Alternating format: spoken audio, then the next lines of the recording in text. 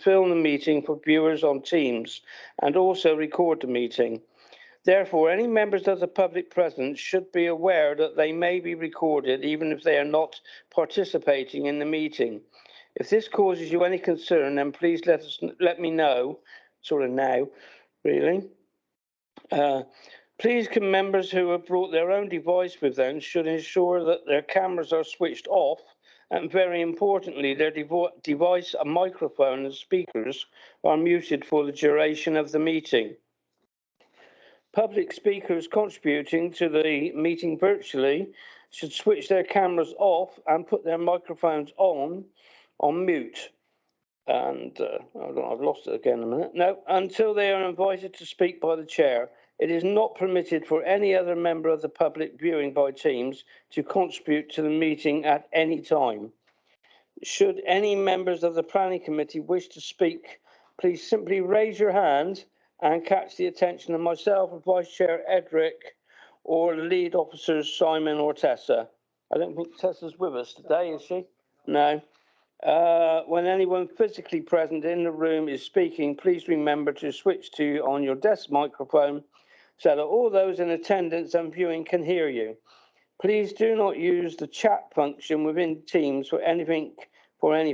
All contributions must be made verbally. And please can all mobile phones be set silent. I think that's a good thing to do. Thank you. I'm just going to hand over for a couple of minutes to Julie over there, who wishes to say something. Okay, hello everyone. I'm Julie Reader-Sullivan. I'm the Assistant Director, Somerset Council East. And just a little announcement. Firstly, this will allow everybody to get to where they need to be. As you'll know, we've just become a unitary council, and in that process have a new constitution and new processes for planning. In order to see how those processes are working in reality, we are asking for some feedback. So there's two things. One, members of the committee will have a questionnaire in front of them. If they can complete it before they leave today, and I will try and stand at the door. I know you got them last time by email from me. I'd just like to try this. We'll then look at making the whole thing electronic and online. For members of the public who are here, agents, applicants, I have questionnaires here. If you're with a group, maybe if you can complete one as part of the group rather than one each. But they are here with some spare pens. I will put them by the public speaking desk, and you'll see there's a basket there that you can just put the responses in on the table. I think I left it there. No, it's moved. I did leave it there. I'll find it, so that you can just put the responses in. So it's really an opportunity for us to get some feedback. There is a GDPR statement on the one that you'll be completing as well, so that you're clear how we will use that data. And thank you. Thanks, Julie. I'm sure everybody took notice of that. Okay, we'll move on. Next, we go to apologies for absence, please, Helen. Yes, we've had apologies from Councillor Height, and Councillor Philip Ham is substituting, and also Councillor Adam Boyden is now unable to attend today. No substitute for Councillor Boyden. Thank you very much, Helen, for that. Next, we move on to the minutes of the last meeting that was held. So we'll go through them page by page, and here we go. Right. Page 9, page 10, page 11, page 12,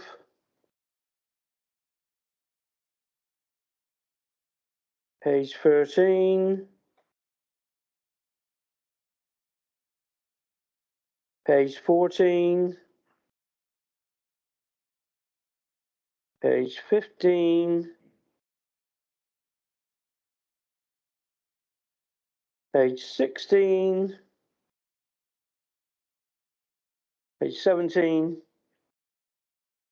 Page 18, that's it. Page 19. Okay, thank you. Right. Proposer and seconder, please, Chair. Yep. Can we have a proposer and a seconder, please? Edric's proposing. Martin is seconding. Thank you. All those in favour? Yeah. All those in favour? Oh yeah, of course we've got to vote, haven't we? Yeah. All those in favour? Thank you.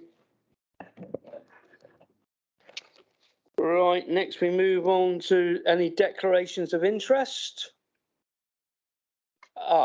Tony.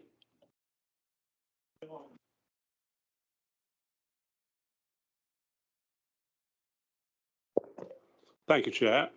Still new to this, as you can tell. I think I should declare an interest in item number 9 on the agenda, 10 Lumond Avenue in Wales. The family are personal friends and have been for a long time.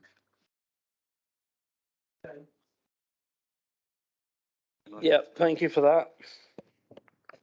Chair, can I just clarify, Councillor Robbins, for that item, you'll be leaving the room for that item. Thank you.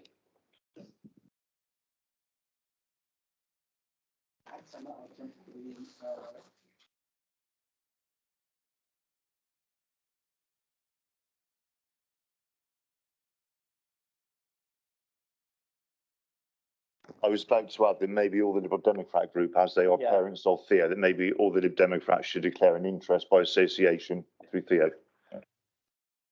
I think that's probably a very good idea, so I'll declare an interest as well on that one. As Aussie. Yeah. As will I, maybe the rest of the group should. Should declare. Claire, Martin. Sorry, can you clarify that? I'm not sure. Yeah. I will declare it, but I'm I not think- understanding. Shall I? I'll clarify it. Then you do it. Or... Yeah, and then Martin. Basically, if you're a friend of, it's Theo's parents, Theo Football's parents, will know who they are, and will probably be friends in one way or another. So it's probably best if we don't take part in the in that particular one. But Martin will clarify. Yes, Chair. It's a question for each member individually that if, because of the association with another elected councillor on that particular application, whether they feel they have a personal interest or indeed a personal and prejudicial interest in them because they know the applicants or are close associates with the applicants. If you feel that you are, then you should declare the interest now. And if it's a prejudicial interest, then, as the chairman said, it's the guidance is that you should leave the meeting for that item. If it's just a personal interest and not a prejudicial interest, then you should still declare it, but you can remain in the chamber and take part in the debate and vote. So it's for each individual member who knows the councillor in question, but more particularly the applicants who understand his parents. Is that correct? Yeah. Yeah. So on that basis, I would declare a personal but non-prejudicial interest in stay and vote. Can we just go around the room then, so I got everybody's declarations correctly recorded? So we'll go round from Edric then. So yours is a I would declare a personal but non-prejudicial personal. and vote. Thank you. Who's the next? Okay, I'll go next. I'll declare a personal, but I'll stay. Not as non-prejudicial, and I'll vote. No, it's mainly the Liberal Democrats, I believe. Okay, all right. Okay. Well, she can if she wants to. Helen, would you like to? Martin, I think you need to. Personal non-prejudicial, Chair. Yeah. No. Okay. Claire. Yes, I'm going to have to follow, but I've only known Theo a year, and it's only through the council business. And I wouldn't say he was a friend, but a colleague. But if it's advised that it's a personal. Non-prejudicial. I've never met his parents, and I think Sure. Alex Coach just walked in, so he I had would be in the same. the same position. So Yeah, So we're not friends with Theo. Don't tell him that. We like him. We like him. Oh, is he on there? Is he? through you, Chair, from what you're saying, Councillor, I think to me that sounds like just a personal interest and a non-prejudicial interest. So could I just clarify the application that we're talking about? So for the members of the public, which application this is, Simon?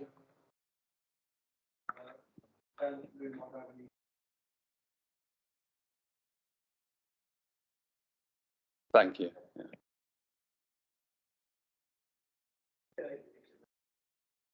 Okay, Helen, quickly, if you want to say something.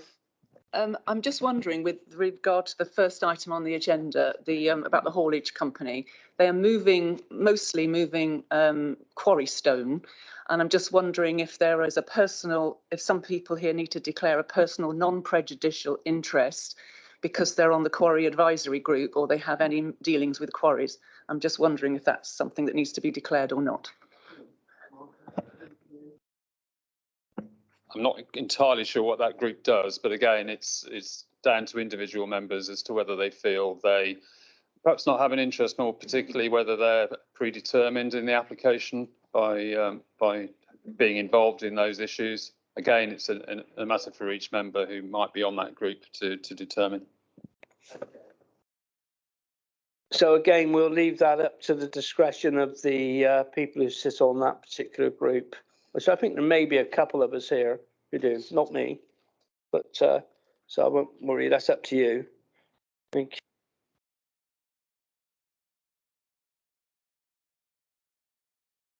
Computer is stopped, but that's okay, I can do it from paper. Right, done it directly. Public question time. Okay.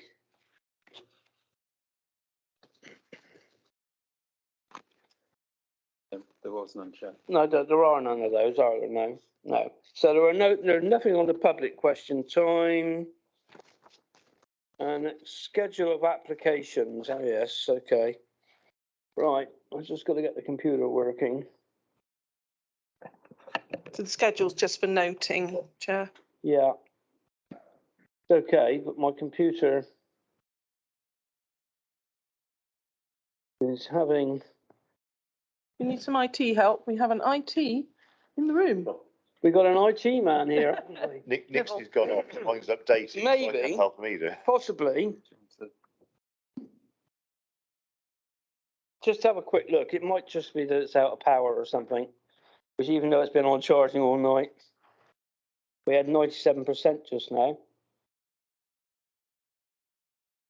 You got it. Yeah.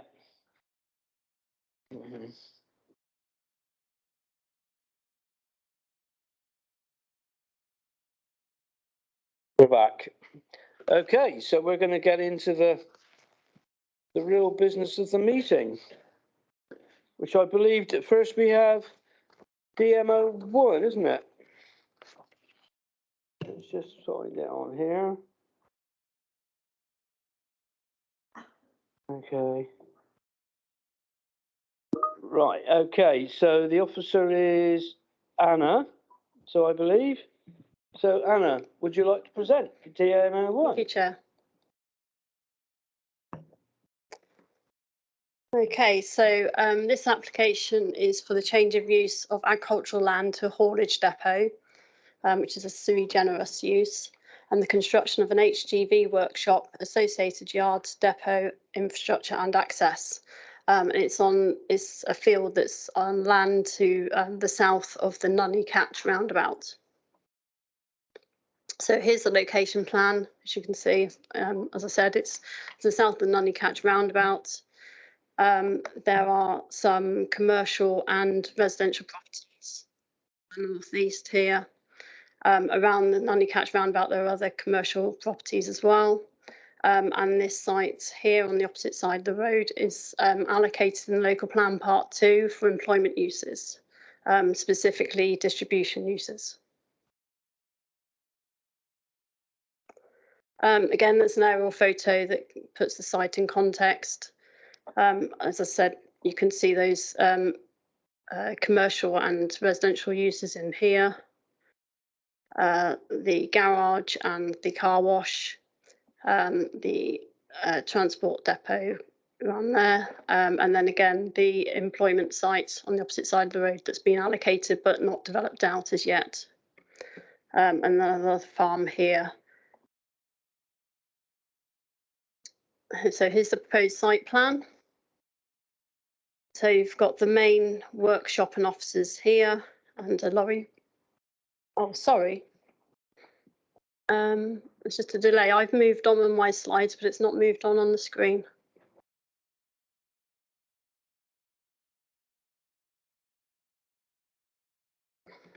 Try again.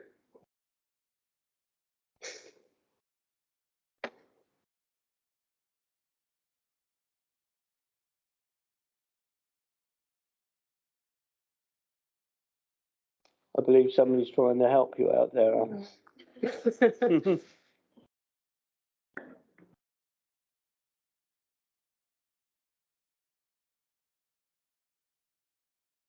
This one.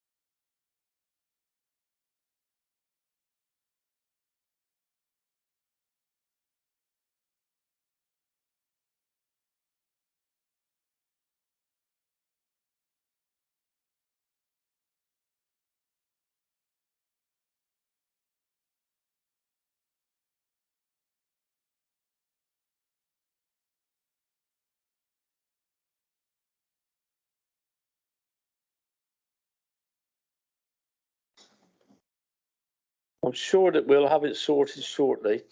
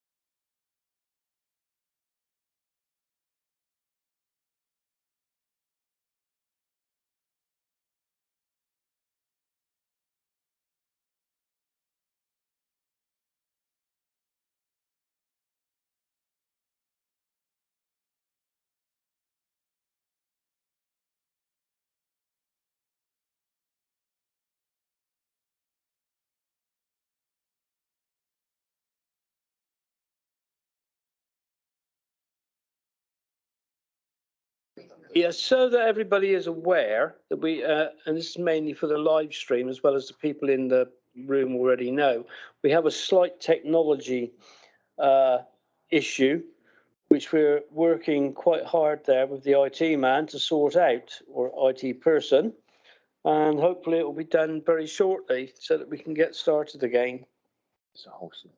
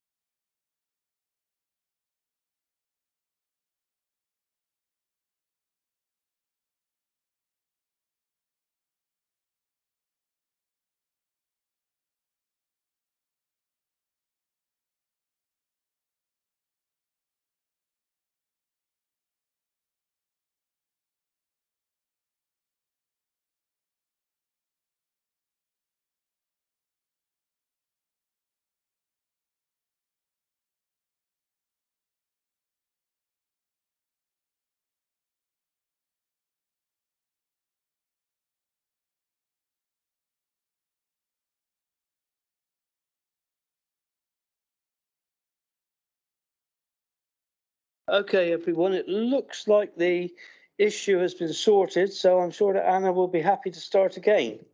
I'll Thank try. you. Thank you, Chair. Okay, so I just see that something's moved on my slide, so just ignore this row. This purple line along here is the acoustic fence that's being proposed. I'm not sure why my arrows moved there. So there's a proposed 3-metre high acoustic fence along that line. There's proposed green buffer margin in here, the existing trees. As I was saying before, the workshop and offices in this building here. And a lorry wash in this area. Obviously, you can see the parking and the SUDS arrangement and the new access in there as well onto the A359. And then we've got the proposed elevation plans for the workshop and office building, with the top left image facing into the site and the northeast elevation facing towards the residential and commercial properties to the northeast. And then here's the floor plans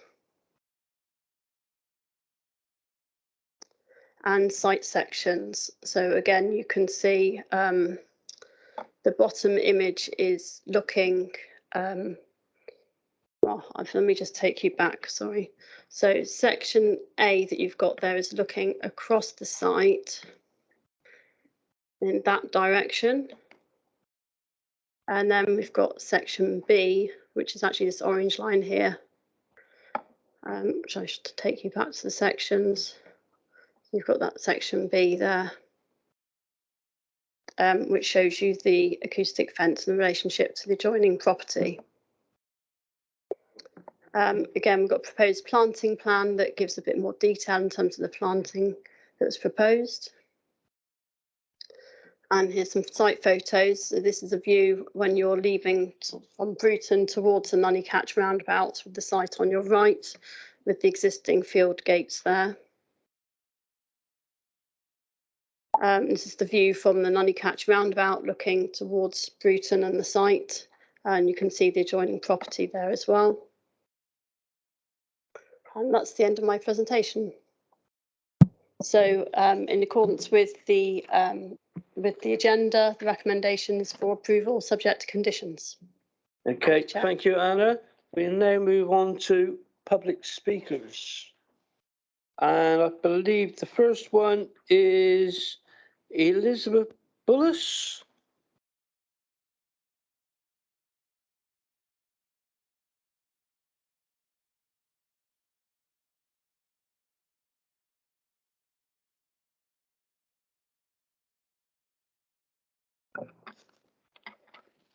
Right. In the summer of 1988, I moved to Waterloo Farm, Holwell, opposite a working quarry and adjacent to a working sawmill, neither of which did nighttime working. Then Don Chubb Transport ran his haulage business on land next to the sawmills. My life changed for my family dramatically. Lorries rumbling past the house in the early hours, shaking the windows and waking myself and my children. Then some returning late at night, waking the young children once again. The dust they churned up increased my cleaning regime and wasn't good for the children. There was also noise from where they were washing their vehicles down and trailers down at night ready for the next day. Then there is more noise when the drivers leave the yard in their cars. What I don't understand is why you're considering passing planning on a greenfield site full of wildlife and nature when there are alternative brownfield sites offering the potential for a haulage yard. When at Commerce Park, as I hear they're expanding this site on the outskirts of Frome with easy access to the bypass and away from residential homes. Also the Leighton site, just up the road from Nunney, with safer access than this proposed site so close to the roundabout. Also, why does the plan show the workings at the top of the field, right by the houses, blocking out the gentleman in the bungalow's light, as opposed to being at the bottom of the field where it wouldn't cause so much noise? Our new King Charles is promoting planting up and saving green areas, and here you are destroying another valuable green space along with hedgerows. The bats will disappear due to the light pollution at night. I have walked my dogs here in the past and I've seen deers, rabbits and foxes. Aren't we supposed to be doing all we can to save the planet? I am a farmer's daughter, and if World War III does happen, we will need all the farming land available to feed ourselves. And the plans do not show all the new houses that have been built, and there is no other industrial site next to residential houses. So much is at stake here, and that is why I'm objecting to this planning application along with the parish council, and I really hope this committee will agree to do the same and stop this travesty. Lovely, thank you very much. And within your 3 minutes, so that's good. So next, can we have, I think it's Nick Hayes, please.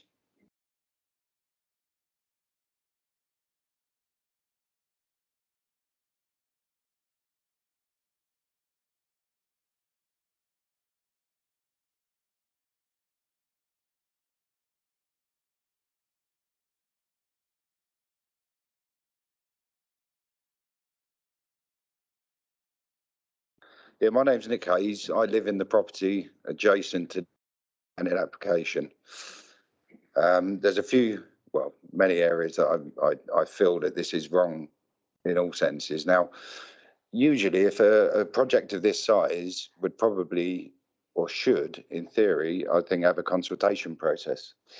There's been no consultation process with the applicant at all, although we've tried to contact them to get a meeting together. I don't feel that everybody's been considered as well. With the map that was up there, there's a housing estate opposite the roundabout who is also going to be affected by this, and they probably know nothing about this at all. I feel that the whole area or bigger area should have been considered within the application. Living next door to potentially what could be, a life-changing site for me and my young family. I'm sure, it's going to devastate us, basically. I've got other grounds. I mean, greenbelt land shouldn't be built on for this purpose. The destruction of, wildlife and its habitat is wrong in all senses. Also, just around the local area, there's hard-working families. Now, they've been working hard all their lives to get what they've got. But having spoken, and we had an estate agent come out, it's going to devalue their properties by at least 10 to 20%. Now, for somebody who's worked hard all their lives, why should they be penalised just because somebody wants to take a chance on getting an application or, industrial unit next to residential properties which is going to, you know, financially have an effect on their lives as well. Now, personally, I've got a young family. I've got, well, 4 young children now. Now, what this lorry park's going to bring is like noise pollution. This pollution is going to like effectively wake them up at night, because it's a 24-hour operation that you're going to agree to if you do today, which is wrong next to a residential property. It's going to affect their mental health, their well-being, and potentially their health as well. I'm not the fittest person. I suffer with asthma. I moved to the country to try and help me with this because I had problems living in London. I feel that all the prevailing winds, or the majority of the prevailing winds, come from that direction. So any noise, and whatever fence you put up, it's not going to stop the noise. It's not going to stop the dust. It's not going to stop the chemical overspill potentially from a wash yard, which is right next to my children's play area. I mean, Thank you. Could you sort of wind up now? Your 3 minutes are up. Oh, I could go on forever. Yeah, we don't I wish I could, but I'll leave you with one thing. All of you here own your own properties, potentially. I'm not sure. My question to you, or my point to you is, how would you feel if this was going to be put next to you and have an effect on all of your lives? And would you say yes to it then? So it'd be interesting to see the result of this, because if you do, it'll be a travesty. And that's my closing point on that, all right? Okay, thank you very much. Thanks. And next we go to Mark Reynolds.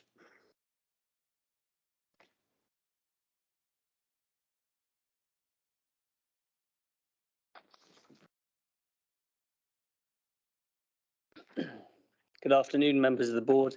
I'm Mark Reynolds, a Chartered Town Planner, and I'm here speaking on behalf of a group of local residents who live adjoining the site to the northeast of which you've just heard from Mr. Hayes.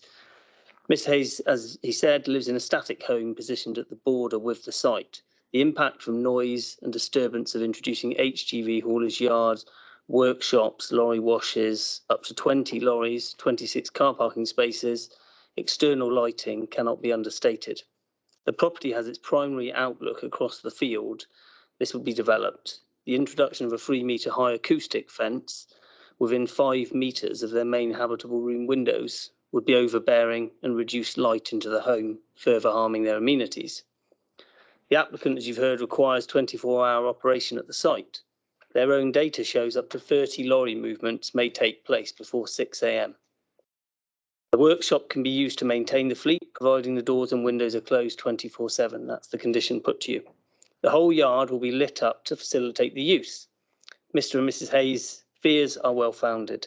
The planning system zones uses. HGV haulage yards are not compatible with residential uses. Local plan policies DP7 and DP8 provide valid and strong grounds to refuse this application. The principle of developing an HGV yard here also finds no support in local planning policy. Council has allocated a site adjacent to Nunney Catch, large enough to accommodate this development. There are over 7 hectares of industrial land to come forward at the Commerce Park in Frome. The applicants themselves highlight available employment sites slightly further afield, which could equally be developed if the applicant considers they need to move from their current base. The applicant's alternative site search has been drawn unreasonably tightly around the quarries and has in large part been carried out retrospectively following submission of this planning application, and discounts valid sites without good reasons. If approved in the open countryside, this development would drive a coach and horses through the plan-led system for growth in this area, which the local plan inspector considered appropriate as a strategy to meet the needs for employment space through the Mendip Local Plan Part 2 allocations, and that's to serve till 2029. Furthermore, policy CP1 is clear that development in the open countryside like this will be strictly controlled. CP4, in relation to rural areas, guides that new premises will principally be delivered in the primary villages or as conversions. Otherwise, business proposals need to be in a manner and of a scale that is appropriate to the location. The buildings would harmfully urbanise a large part of the field. introducing large buildings, areas of hard standing, fencing, lighting, all operating at time 24-hour basis. The development would also therefore be in clear conflict with policies DP1, DP4 and DP7, which all require the protection of the rural character. And again, this also justifies a further reason for refusal in my professional view. Thank you. Thank you very much, Mr. Reynolds. Next, we move on to Mr. Raymond Cooper, please.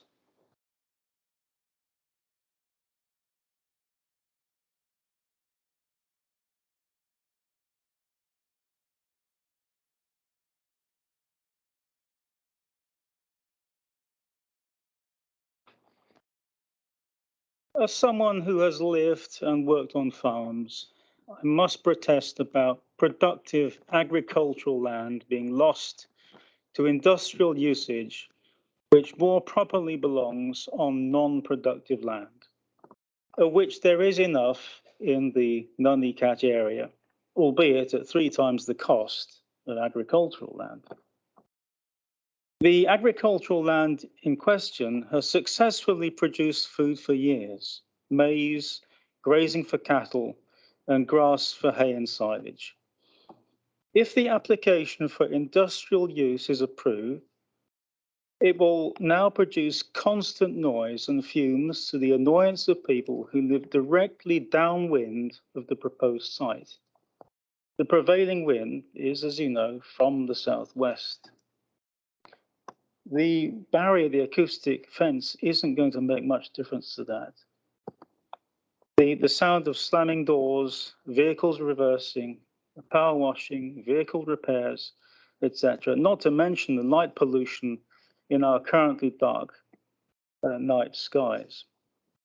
Now, the person nearest the field is asthmatic.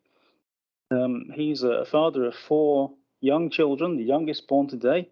He is the breadwinner, he's self-employed, he can't afford to take time off. I'm worried that allowing the application will set a precedent and unleash a flood of similar applications leading to the industrialization of the area around Nunney Catch roundabout within Greenbelt land. This is particularly due to the fact that agricultural land is only 1/3 of the price of land set aside for industrial usage. Please consider the implications of this, and also the needs of those who have lived quietly there for 4 generations. Thank you. Thank you very much. And you're good on time as well, Mr. Cooper. Thank you.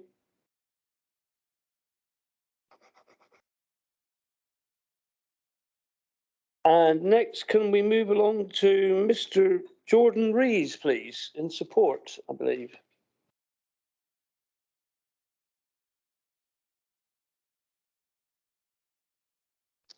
Hello, everyone. My name is Jordan Rees. I'm Operation Manager at Wiltshire Transport Training. We've worked with the Charltons for over 10 years now, and we supply them with training to keep them compliant.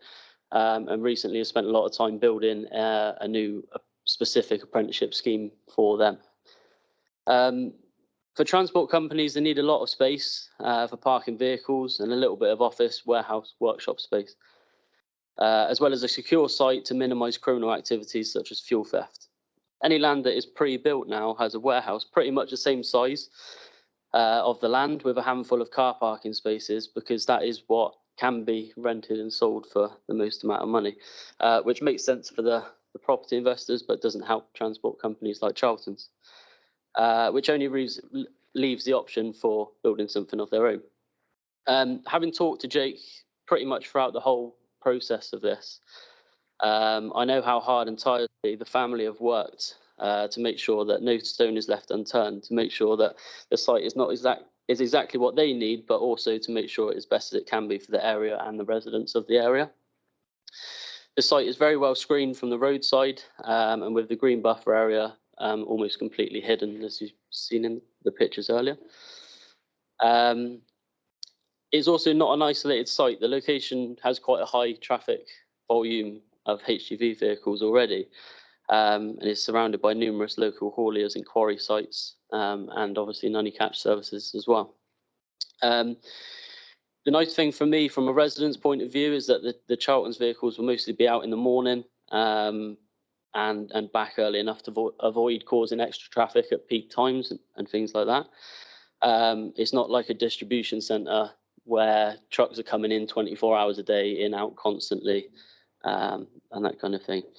Also, the standard of lorries that Charlton's run is actually second to none. So not only are they a green rated operator with DVSA, which is the highest standard that is issued by the DVSA, but we actually use their vehicles as an example in our training courses for transport managers, showing them how fleets should be maintained and kept to the highest standard, all of which have road-friendly suspension and the latest emissions technologies. The final part I'd like to make is probably the most valuable one for me, which we've worked now for 10 plus years, like I said earlier. Paul, Dawn, Jake and the rest of the family have strong values when it comes to safety, reputation and standards, which is why for a relatively small family company, they do more work with us than the big blue chip companies do that employ hundreds of thousands of drivers and just employ anyone that holds a license. Myself and Jake have worked many hours to build their own specialist apprenticeship training program specifically designed for Charlton's. This is because they take new people into the industry rather than just employing existing people with licenses, and they like to train them up the way they believe the job should be done. So, can we wind up now, please? I'm afraid. Yeah, no problem. Basically, my point of this is the growth in the area with the new apprenticeship schemes. We do a lot of work around the area with unemployment and getting people into work, and the program that we'll be able to offer from this site will be able to offer people jobs of up to £45,000, which will help the area and the residents of the area. Thank you very much. Next we have Mr. I think it's Jake Charlton.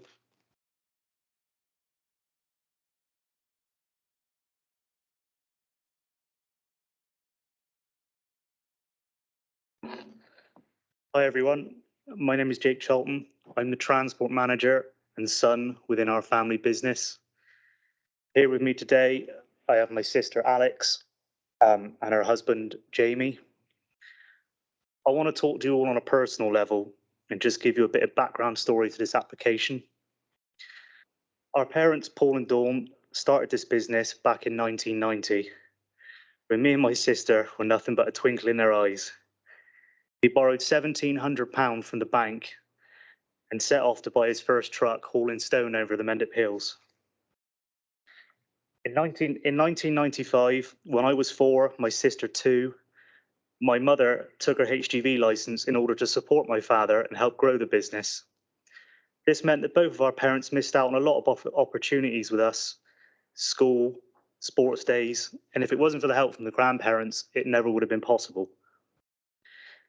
3 recessions and many fuel strikes later, we have a successful family business now running over a dozen trucks. I took my HGV when I was 18 and my sister followed when she was 21. We both have children now, with more on the way, who we love to get involved when of age. My wife, Jamie, also work in the business in the office, and we are all dedicated to keeping this a family business. Me and my sister want to continue to drive this business forward and make our parents proud in the way they have us. We need this opportunity for growth, not only for us as a business, but the local communities around us. With our new apprenticeship program in place with WTTL, we're excited to get the new venture started, offering new opportunities to people wanting to get into the industry. We look to expand our workforce in the coming years with a new, fresh, younger generation of people.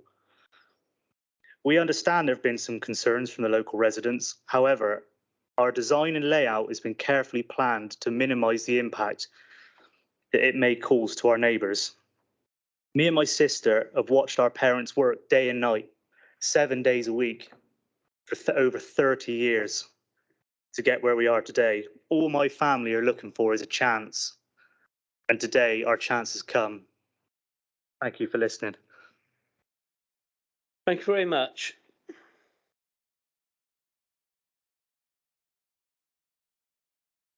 And now we go to the parish councillor, which I believe is Diana Francis.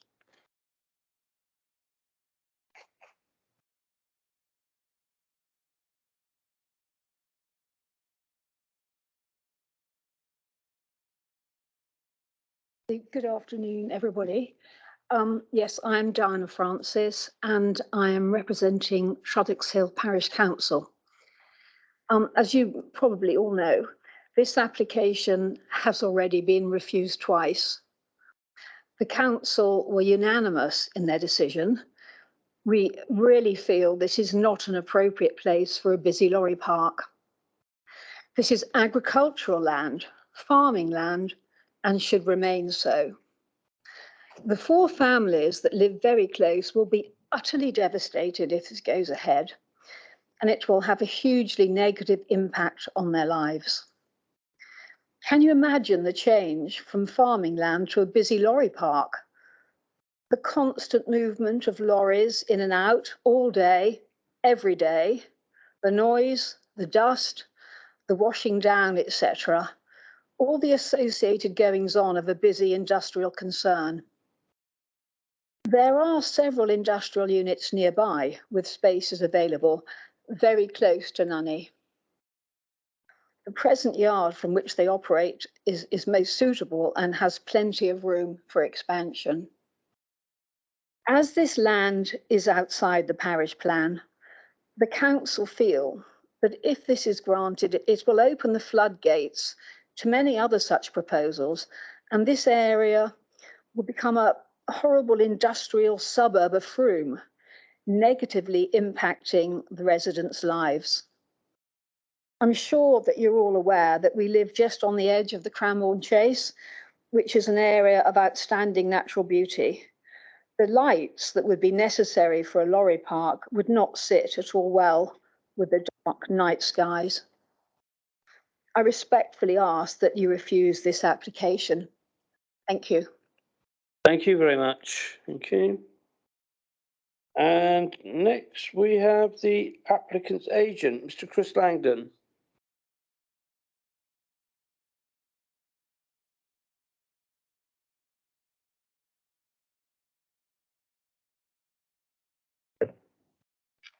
Thank you, Chair. My name is Chris Langdon. I'm the planning consultant for Charlton Haulage. Charlton Haulage is a family business currently employing 12 people and would like to expand to employ 20 to 25 people in the next 5 years. The current location they're at is rented, provides no long-term stability, has insufficient space to expand, and its location means that HGVs travel down rural lanes and waste a lot of time just getting to the main quarry sites. The planning policies in support of this application are fully assessed by the planning officer in the case report. Sometimes objections are selective when they quote planning policy. Please only consider the full assessment by your planning officer.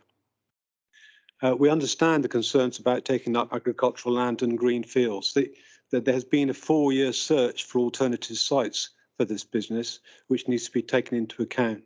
The alternative site report submitted with this application considers searches for the spring and summer of 2021 before the submission, and again for the summer and autumn of 2022 as a refresher and a check on availability. Various sites were shortlisted, detailed in the report, but they include Commerce Park at Frome, where there was an unsuccessful attempt to purchase land. It became clear that that business park location is not suitable for haulage depots. Also shortlisted was the block of land allocated across the road from this site on the roundabout. The owner of that site wishes to develop it for their own use. It's not available on the market. This search has been extensive. It's used a target location zone defined in the report, which would reduce the wasted travel times, allow increased productivity, and remain close, importantly, close to its staff and its customers. This business logic is supported by local and national planning policies and is accepted as sound by the planning officer. Would it be fair to expect any business that's going to invest heavily in a new facility to put that in a location where they would lose staff or be further away from their customers and waste time travelling? We understand the concerns expressed. A lot of the issues arising for traffic, access, noise, ecology, trees, drainage, visual impact, all of these have been fully assessed by the officers and accepted as satisfactory. Considering amenity of neighbours, just 2 points, if I may, well, perhaps 3 actually, given the objector's comments just now. First is on location, the context of the location. The proposed workshop is set 15 metres away deliberately from the boundary hedge and the mobile home adjacent. The mobile home is part of a site that includes a substantial area of existing commercial activity, including a timber operation. It's not an isolated dwelling. There's been some comments about lighting. There's a lighting design that will be conditioned that has to meet the requirements of the ecologists that require very low lighting at the boundary to the site because of the bats. That is already in plan and will reduce the impact and also will not be overnight. It'll only be required when there's access and traffic, which will be during the day and early evening. I'm afraid, could we wind up, please? Your 3 minutes are up. Noise, the impact for noise has been fully assessed under British standards and World Health Organisations, and the internal levels of noise at the closest dwelling are comfortably within standards.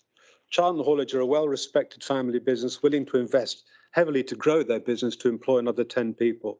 Please respect that they have considered all available options, and on balance, this application should be supported. Thank you, Chair. Right, thank you very much. Right.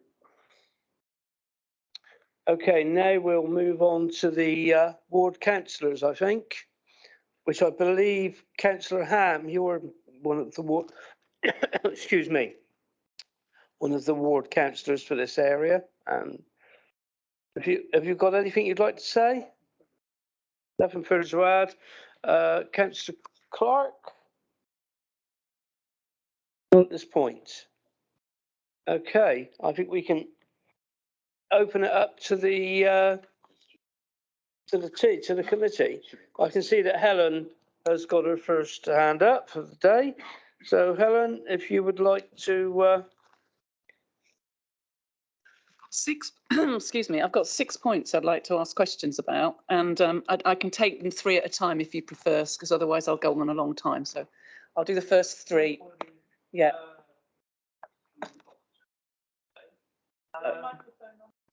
carry on, Helen. Okay. Oh, hang on, yeah, it's gone off. Okay, first of all, reading some of the emails that have come in about this, I just wondered if the officer had checked the viability assessment, if there needs to be a viability assessment, because some of the comments that the applicant has made say that some of the other sites are not viable, and I wondered how that was actually assessed. One of the opposition speakers has said that agricultural land is only 1/3 of the price of other land, and I wondered if that had got something to do with it, the fact that it's cheaper to pave over agricultural land and than it is. And like, for example, why not Commerce Park? I've understood from the agent that that's inappropriate, but I don't really understand why. Is it because they want to be freeholders and at Commerce Park there'd be leaseholders? I don't really understand why Commerce Park's not available. And so I just wondered, have you had also verified their assessment of all the other sites? So, for example, we heard about Leighton, the site at Leighton. I wondered if that had been properly considered, because that seems to be a good place to go. So that's my first thing.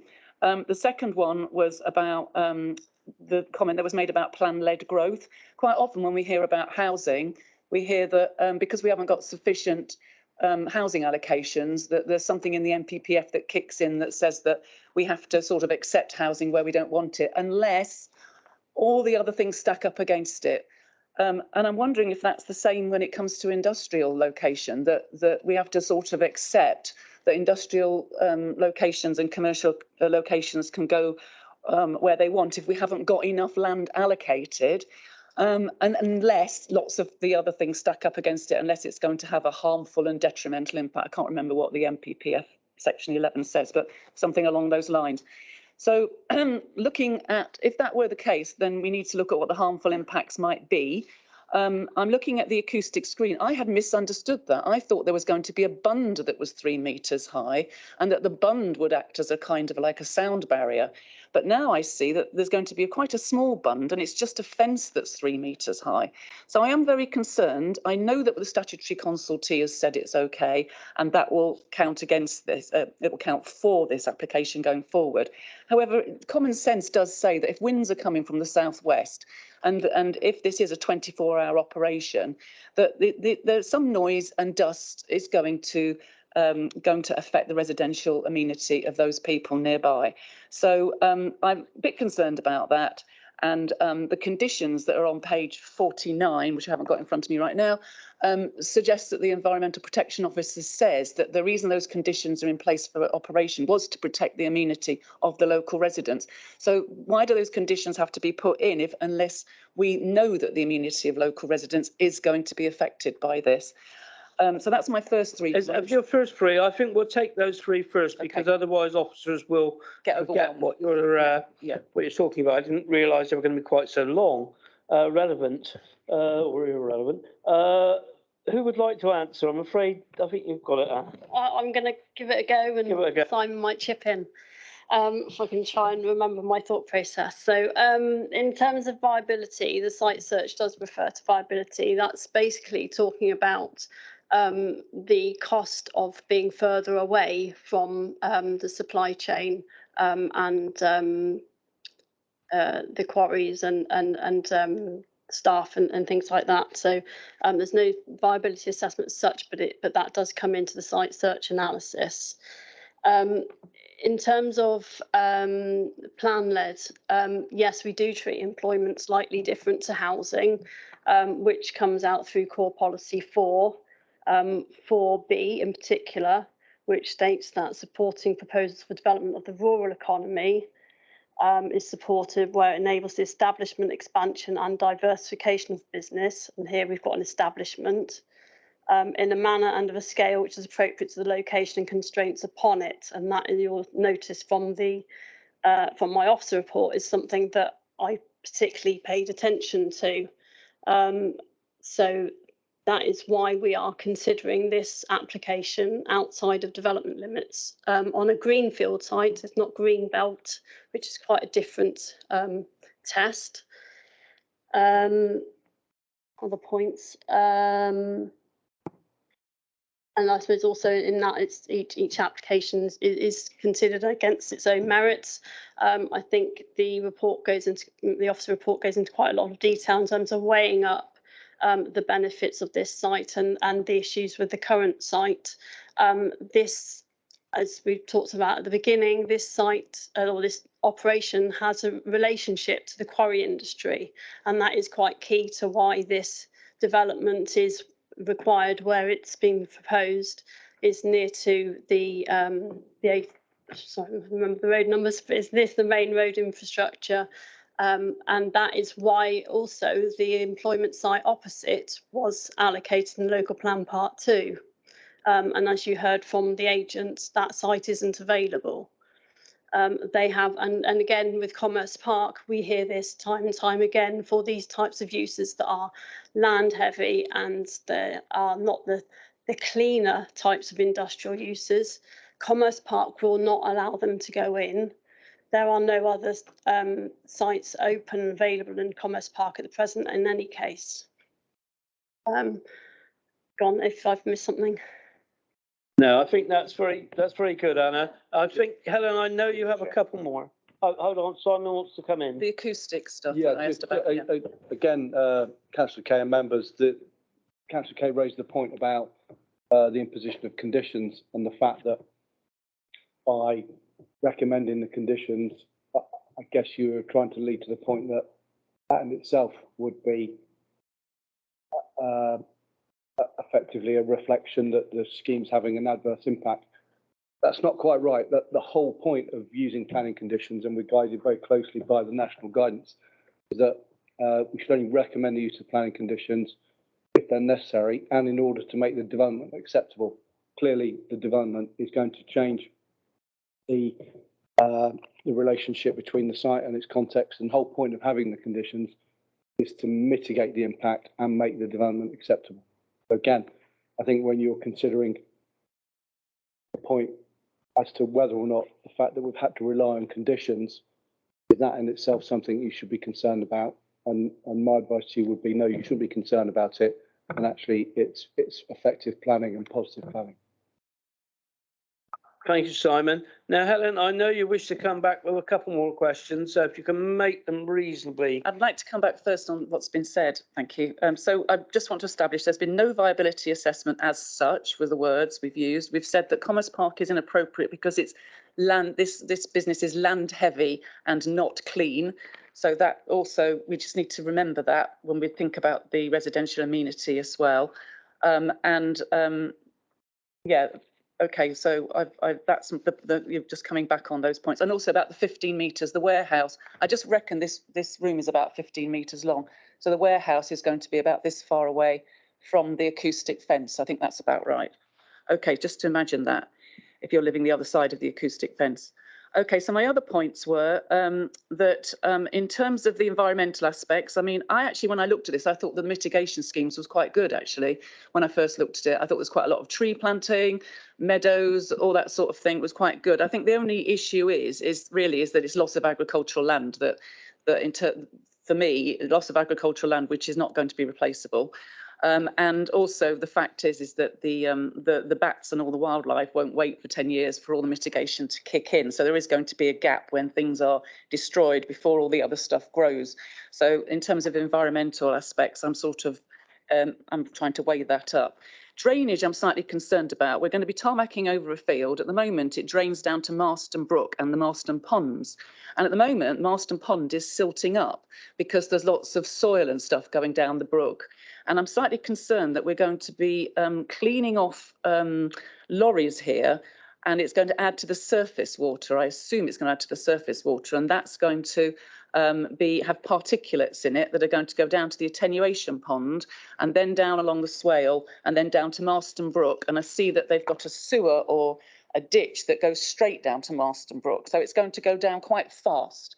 So I'm concerned that it's going to be greater than the greenfield site rates that we've got at the moment, that the water coming off is going to be greater than the greenfield. And can you assure me that that is not going to be the case, and that there's going to be some way of cleaning the water to take out all the particles from the lorries when the lorries are washed?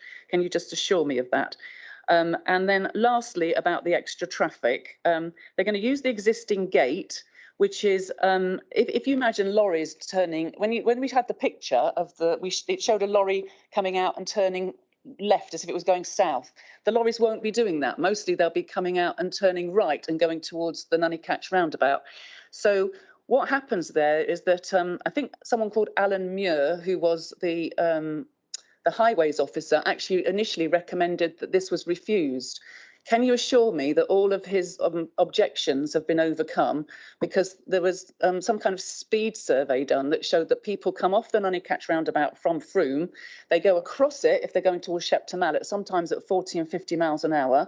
They sometimes go left down the A359 at 40 and 50 miles an hour, and then they're suddenly going to come across big heavy lorries coming out doing a right turn. Right, so I'm a bit concerned about have all those issues that Alan Muir put in his first comments back in whenever it was 2021, have they all been addressed, please? Right, so that my points are drainage. Can you assure me drainage is okay? Can you assure me that all the traffic implications are okay? And I can't remember what the other thing was now. The environmental aspects. I think also one of the trees has been chopped down already, the one by the gate. I think it's been chopped down already. I noticed that happened something like the 28th of February, just before the birding season. So these people obviously thought that they were going to go ahead and get planning permission. I don't know, but there were some large trees that were all taken down along that edge. Thank you very much. I'll just pick up on trees before I forget that. So I know there was a lot of work done to trees in the general area, not just at this site, and all that was to do with ash dieback, and that was looked into by the tree officer at the time. In terms of highways, yes, those points that Alan Muir raised were looked into and checked, and highways were satisfied by that. In terms of drainage, the drainage engineer raised no objection. She's confirmed that this drainage system that's proposed would be at the greenfield rate, and looked into the swales and the attenuation, which includes measures to deal with sediment. So that has all been looked at. Was there another thing? Sorry. I'm just not quite sure how, Alan, the things that the highway officer, how they've been overcome, because I can't see how the traffic, unless you slow down the traffic approaching and leaving the roundabout, I don't see how those things can be overcome, really. Do we have anybody from highways here online at the moment? Emma, maybe Emma could have a word. Good afternoon all. Yeah, thank you very much. The applicants have supplied a transport and access statement to subsequent to Alan's original comments, in which they addressed each of his comments. Those additional information provided therein has addressed all of Alan's comments. The traffic speeds are in accordance with the visibility displays available. The access has been, the radii at the junction has been increased to allow for larger vehicles to enter and exit in the correct lane. Councillor Kay, I'm hoping that kind of covers the majority of your queries there. You just check. Thank you, Emma. Councillor Kay, yes, you can come back one more time. Or Simon. Yeah. Can I check that the visibility displays, so they can come out and see each way, will that involve taking down hedgerows on both sides, or will the hedgerows stay? I don't know if you can answer that one, Emma. You might not be. Not off the top of my head, I can't. If you can give me a few moments, I might be able to look at the drawings and have a look and see if that is the case. Hidden, and will be hidden by hedgerows. So if they've got to then take them out for the visibility displays, it won't be hidden. And there's also going to be a big fence going around it. Yes, okay, Helen. I think we're getting your picture.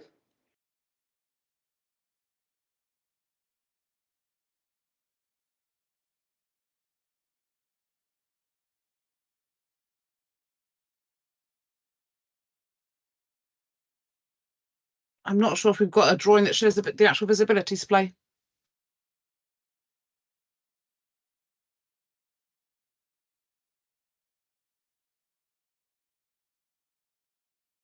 Well, to be honest, if we have, yes, bear with me. I have found one.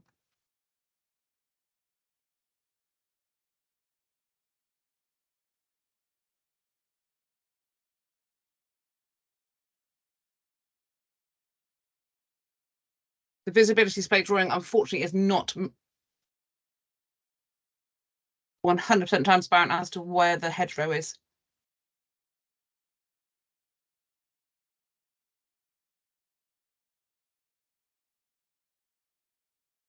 Based on the drawing that's on your screens there now that Anna's just moved away from, it does look like the visibility display does not require the removal of hedgerow. But I can't be 100% certain on that with the drawings that I've got in front of me. Thank you for that, Emma. Very informative for the board, for the committee. Thank you, Mr. Chair. I think, Helen, you've finished all of your questions now, haven't you? So we can move on to Councillor. Oh, Simon wants to come in, yeah. Members, just one point on the points that Councillor Kay's raised. On the issue of viability, in planning policy terms, there's no requirement for the applicant to submit a financial appraisal of their proposals to justify why they submitted their application. That's because, as Anna explained, in policy terms, your local plan would support this application under policy CP4, as long as you're satisfied that the impacts, the impacts on character, the environmental impacts are acceptable. So again, just to clarify that point for you, I'd hate for you to have the discussion thinking that would be a reason for refusal. Okay, thank you for that, Simon. Thank you, everybody.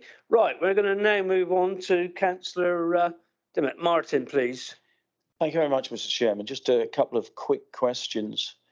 Of the officers. So I'm gauging from this that no traffic calming or no traffic calming infrastructure has been considered for this site.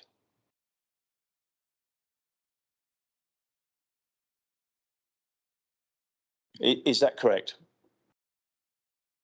That's correct, yes. Yeah. Sorry, I was waiting for the chair to invite me to speak, that was all, sorry. Yep, carry on. In terms of the lighting of this site, are these lights on, forgive me if it's in the report and I've missed it, are these lights on stands or are they on the building, the external lighting? And if so, how high are they?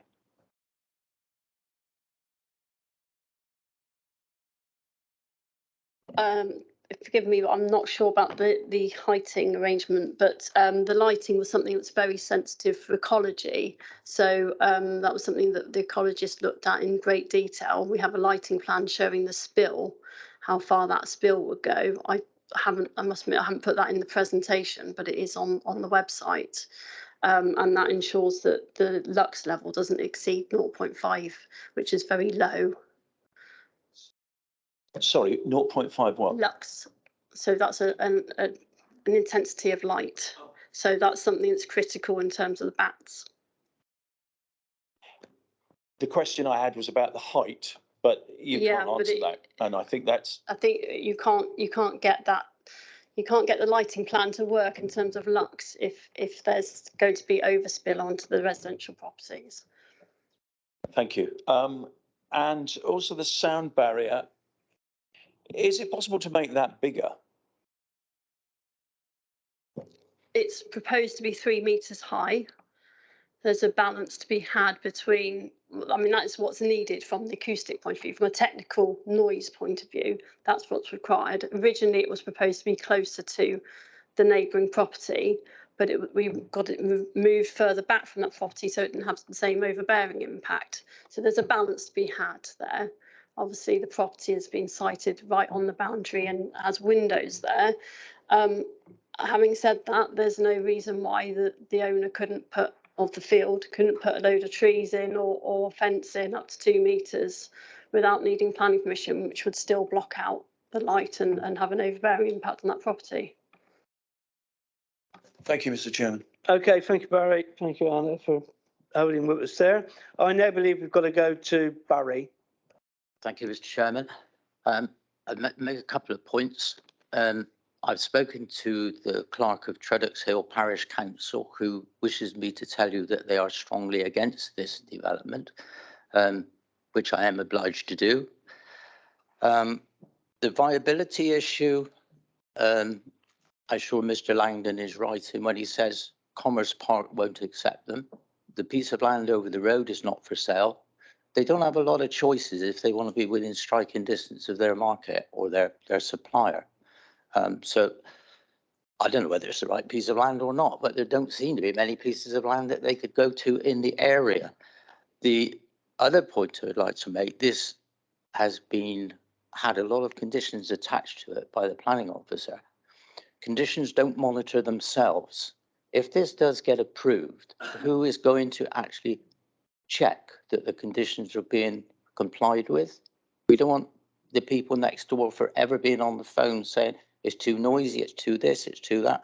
How do we enforce those conditions with the enforcement officer being there? Thank you. I think, Simon, maybe you be the man to answer that one. Thank you, Chairman. The answer to your question, Councillor Clark, about enforcement is the answer I'd give anybody who asks how we would enforce the terms of a plan permission. The Town and Country Planning Act, if you like, really establishes that it's ultimately the responsibility lies with the applicant to build out what they've got planning permission for and comply with the planning conditions that are imposed to control the way in which it should then be regulated or built out. If that doesn't happen, as with all complaints, we would investigate and we would take the appropriate course of action if it was notified that there was a breach of planning control at the site. Thank you, Simon. And did that clarify for you, Barry? Great. Is there anybody else who'd like to speak? Claire, you would like to speak? Yeah. Thank you, Chair. So many of the rural communities that I represent have a considerable amount of concerns to do with highways, and really it's down to the industrial and the rural side by side. I came from Evercreech today, and in the centre of Evercreech, the unintentional consequences of factors that we can't control. So with the industrial estate, the lorries doing unintentional things, going the wrong way and getting stuck. One of the public speakers talked about the appropriateness of the development in the location. And one of the officers said about the impact and as being acceptable to the environment. Another officer said about how this was a land heavy, not clean basis for the development. So I know material matters aren't about, you know, what the future might be, but I have a very, very busy casework load of all this stuff that goes on further down the line because of scale. And so my question is, how should we be thinking if we are going to agree with the officers that the impact is acceptable in this environmental location? Why is it acceptable? If you could just bring some of those points out, please, Anna. Thank you. Okay, Anna, I think that one will be yours. Sorry. I think really that stems back to what I said in terms of CP4. So that, you know, that does allow for development outside development limits where it's considered to be appropriate to location constraints upon it, and that's the test. That's the key test. Okay, thank you. Is that okay, Claire? Doesn't really tell me a lot, but it doesn't change what the experience is with places, these rural places, when you have these types of developments and what actually happens as they scale. Thank you. Sorry, hold on. Yeah. Martin, I think next. Oh, Phil is first, is it? Right. If you're keeping a list. Yeah. Okay, Phil. Thank you, Chair. Yeah, I think we're between a rock and a hard place on this one. I took the trouble to visit Chilton's yard at Apsford, where they were this morning on my way back from hospital. Cramped, the lanes are so narrow, absolutely atrocious place to try and run a haulage place from. This site is on the side of the main road. It's not going through all the villages. Mine and Barry's division covers 16 parishes, and we're littered with quarry lorries all the time. From where they're running now, it's probably a 14-mile round trip to get to the quarry and back to the, whereas if they were at Nunnycatch, it would be 1 or 2 miles. Not only we cost of saving in fuel, but cost of the environment is huge. So I would be supporting the application.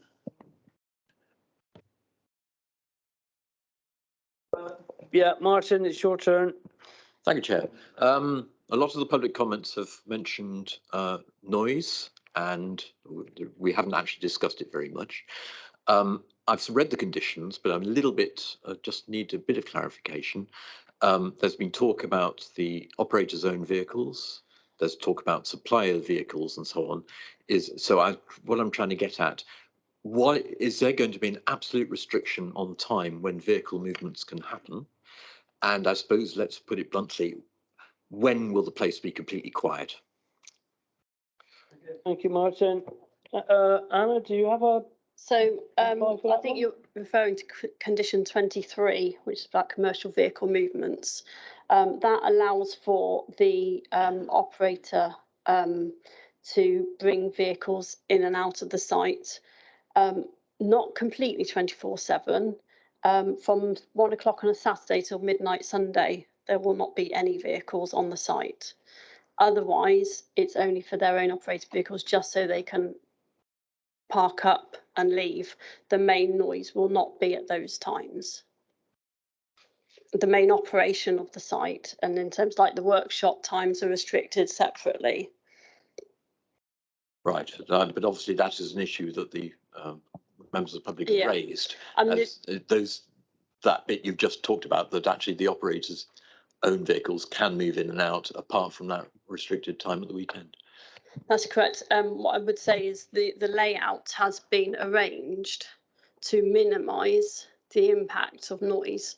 The building itself and the separation with the pond and the lorry wash will separate the vehicle parking area from those neighbours. So the actual distance from where those vehicles are dropping off and picking up will be quite a distance from those neighbours. Okay, thank you. We've got. Okay, Helen, we're going to let you back for one more question. You've had quite a bit of time already. Okay, so make it quick, and then we'll think about moving to the vote if nobody else has any questions. Well, I was going to propose a vote. I was going to propose that we refuse this application on the basis of 1, insufficient information regarding traffic movements and safety.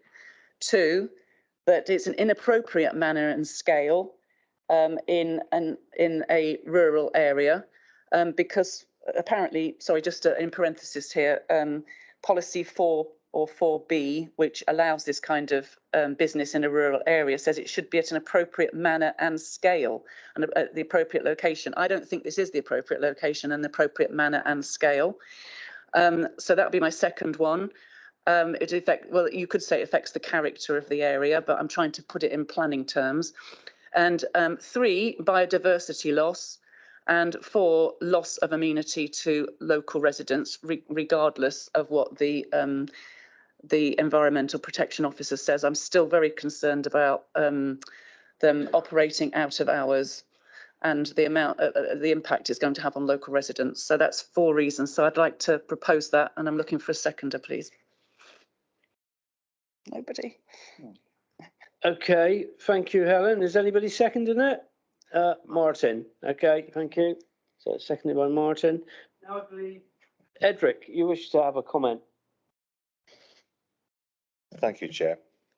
I echo Councillor Lovell's concerns about noise and sort of lorry movements, and I don't think restricting movements only to the weekend is good enough. I mean, we all know the noise empty aggregate vehicles make, and I think for the potential for vehicles to be leaving at 5, 6 o'clock in the morning, which I appreciate people need to go to work early to pick up aggregate to take to various places and come back late at night, is unacceptable on the locals in the area.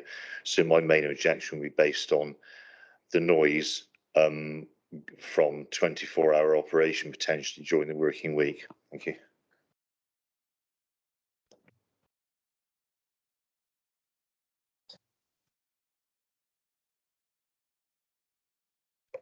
Thank you, Chairman.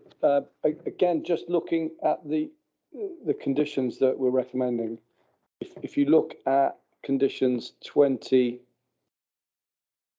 through to 20, so including 21, 22, or not 22, so 20, 23 and 24, that sets out fairly tight restrictions in terms of the activities that can take place on the site. And Anna, just checking, can vehicles and vehicle activity take place 24/7 with the exception of the weekend restriction?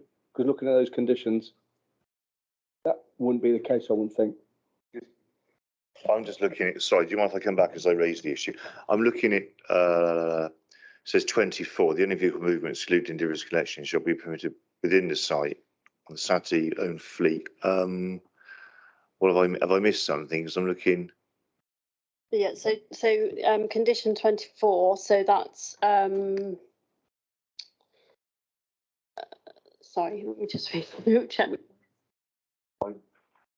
I see Monday to Friday, 7 to 6. Is that by that's other people? By deliveries and collections that are separate to the haulage. Separate. So are the haulier's own vehicles restricted on movement or not? No, so I would assume no, because of the nature of the operation. By 23.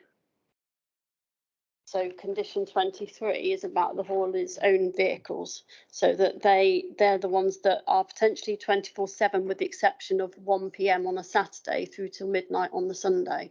Yeah, that's my issue with their the reason vehicles. Being that as part of their business they do need to be able to park up sometimes at those times. Yeah, I do appreciate that. Won't be the frequency, yeah, but that okay, is, thank you. that's the opening that they required Yeah, thank for you. the operation. And that was subject to a lot of discussion with environmental protection. Okay, thank you, Anna. Do we have any other people? Dawn, yes. So I'm just looking, thank you very much. I'm just looking at condition 20, where it talks about the noise generating activity shall not occur outside the following hours.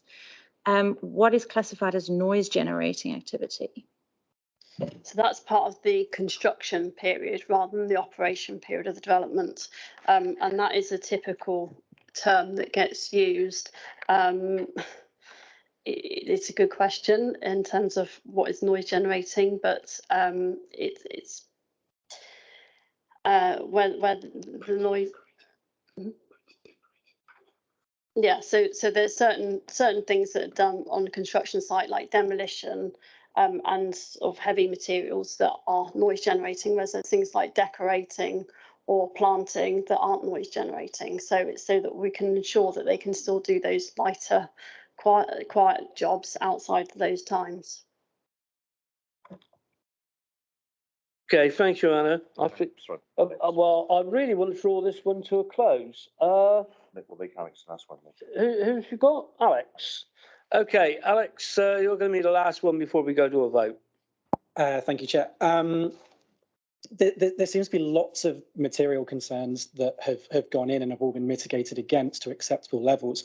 Perhaps my inexperience on being on a planning committee, but is there a concern over the total sum of material impacts, even though they come within each as an individual? Does the total sum, is there any concern over that, or is that a material concern? No, not from my point of view. I think, in planning terms, you have to look and see, are there any harms? And to me, there aren't any harms that aren't outweighed by the economic benefits. Okay, thank you, Anna. Thank you, Alex. Question. And now I believe that Martin here, legal representative, would like to come in. It was just to summarise, hopefully, Councillor Kay's proposal before you go to the vote, councillors. As I understand it, there are 4 reasons for refusal put forward. Insufficient information regarding traffic and safety movements. Yeah. Development is inappropriate in terms of manner, scale and location. It's harmful to the character of the area. Loss of biodiversity. And loss of residential amenity. Can we add in agricultural land, or does that not count? Loss of biodiversity in agricultural land. It might not be a planning consideration. I understand that. As I read the report, it's pretty low grade. Well, it's actually grade 3, which is not that low. Well, it's 3A or 3B is the cutoff, but I'd probably say not. To some extent, Councillor Kelly, that will be covered by your second reason, really, because you're saying that it's inappropriate in manner and scale to the location. Is the noise issue covered by loss of amenity to local residents? Would the noise issue be covered by that, Simon? Well, loss of amenity can be noise. It can be overlooking, so it would capture noise and dust and all that, and lighting.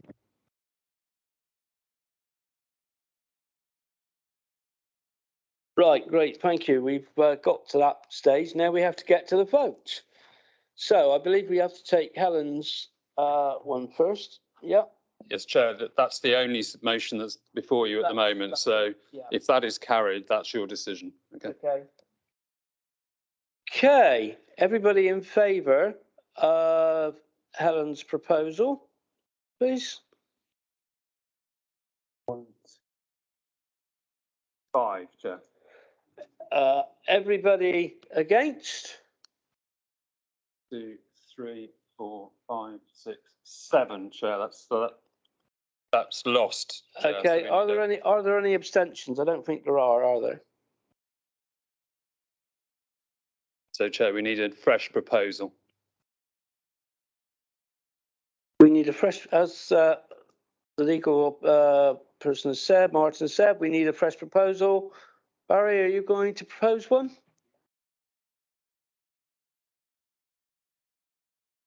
Yeah, sorry.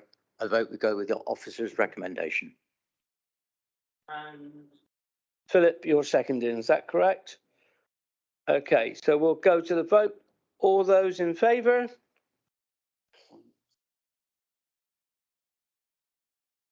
Seven, Chair. All those against? Five, Chair. So that's carried. That's carried. Okay, thank you very much. So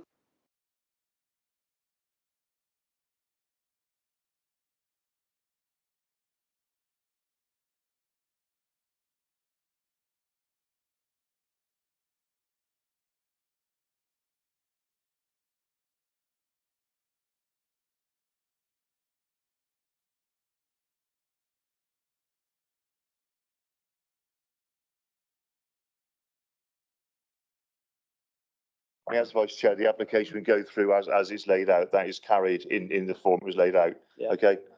Thank you for your attendance, everybody. It's much appreciated.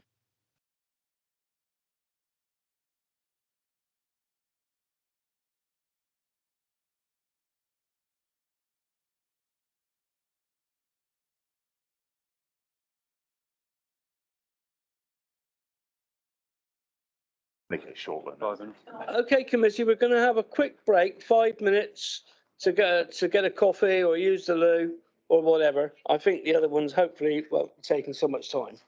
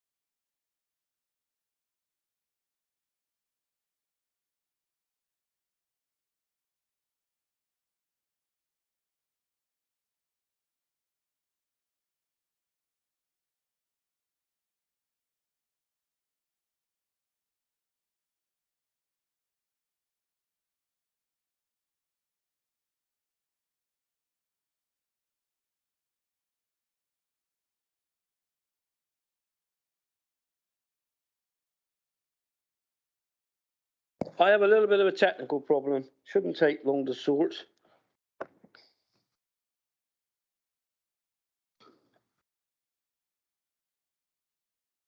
Okay, I'm back.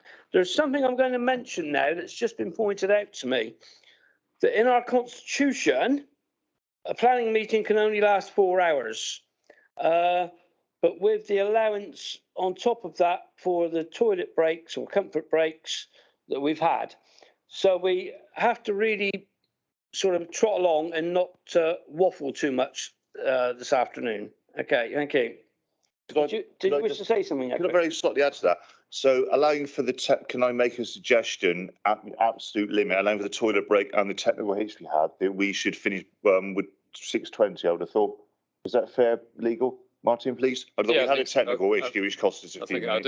I don't think we formally adjourned in that point, but I think that's fair. Okay. Yeah. So I'd have thought 6:20, Nick. Okay. Is everybody else okay with that? Yep. Okay. Thank you. Have we got everybody back in the room now? No, we're still missing Phil.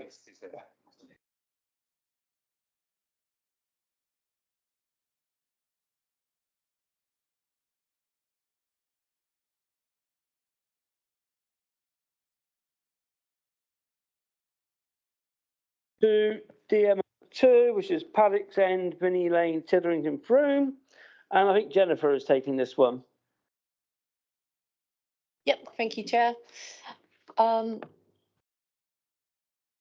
Okay, so this application is for outline planning permission with all matters reserved except access for the erection of a detached single-storey eco-dwelling to replace the riding school and buildings. It's at Paddocks End in Titherington, just off Vinnie Lane. So there's a slight delay between my computer and the screen. There we go. This map.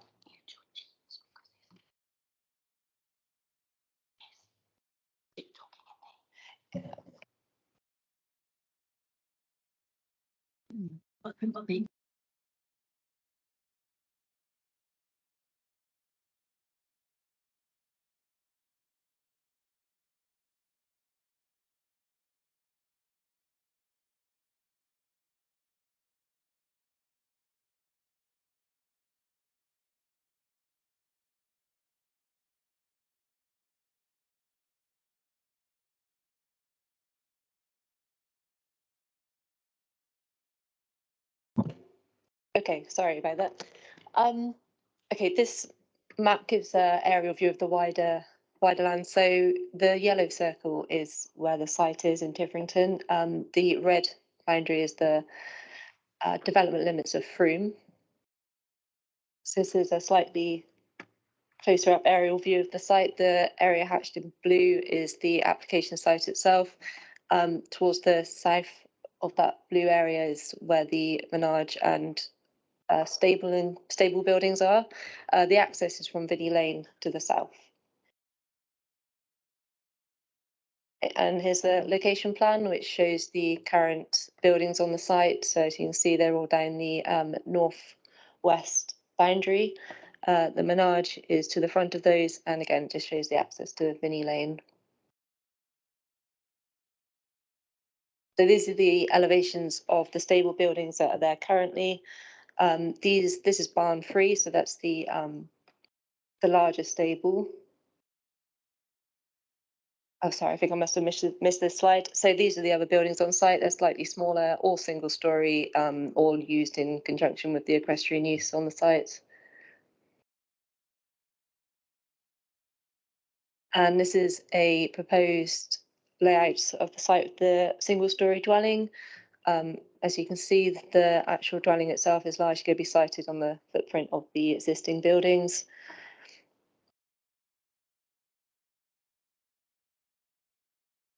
And these are photos of the site currently. This is the Menage, the equestrian use with the stables in the background. This photo is taken from the access. And another photo of the site. And this photo is taken looking up towards the rear of the site, towards the what would be the wider paddock to the rear. And then the photo on the right looks back towards the dwellings that are already there that line the roadside.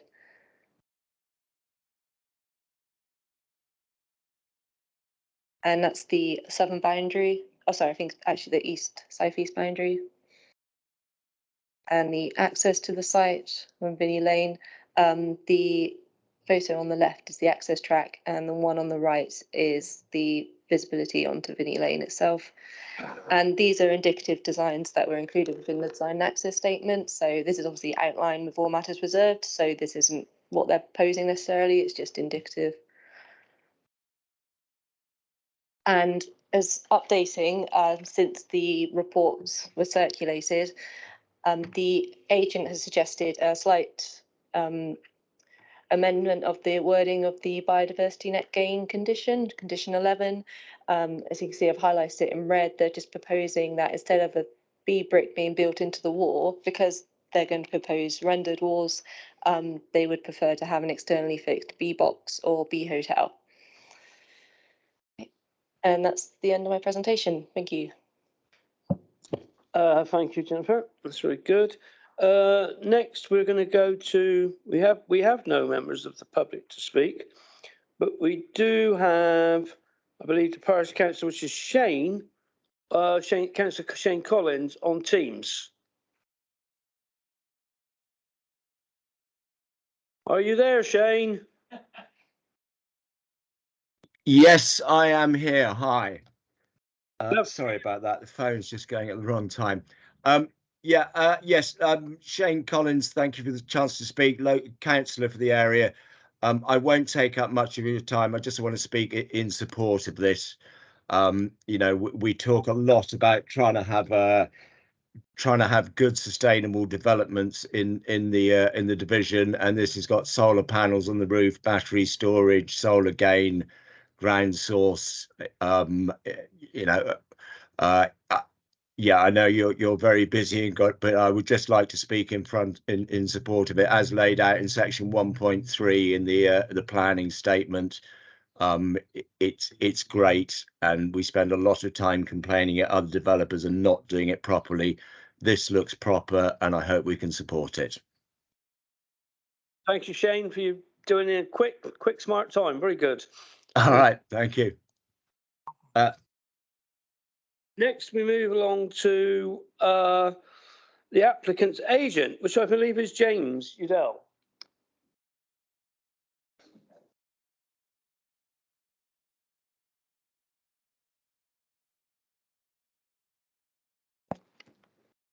Thank you, Chairman, and good afternoon, members of the Planning Committee. Good to be back. We're delighted that the application is recommended for approval, and we commend the Planning Officer's report. We're also delighted the application has received unanimous support from the Parish Council, ward councillors, the relevant consultees and neighbours.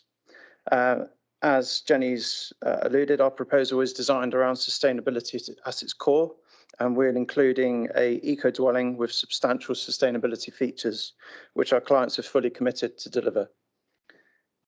The development will replace the existing riding school and associated buildings and riding arena with a sensitively designed single-storey eco-dwelling that will create the following social, economic and environmental benefits. It will redevelop an existing brownfield site within a sustainable location, create significant reductions in travel movements with significant highway and environmental benefits, create significant reductions in greenhouse gases.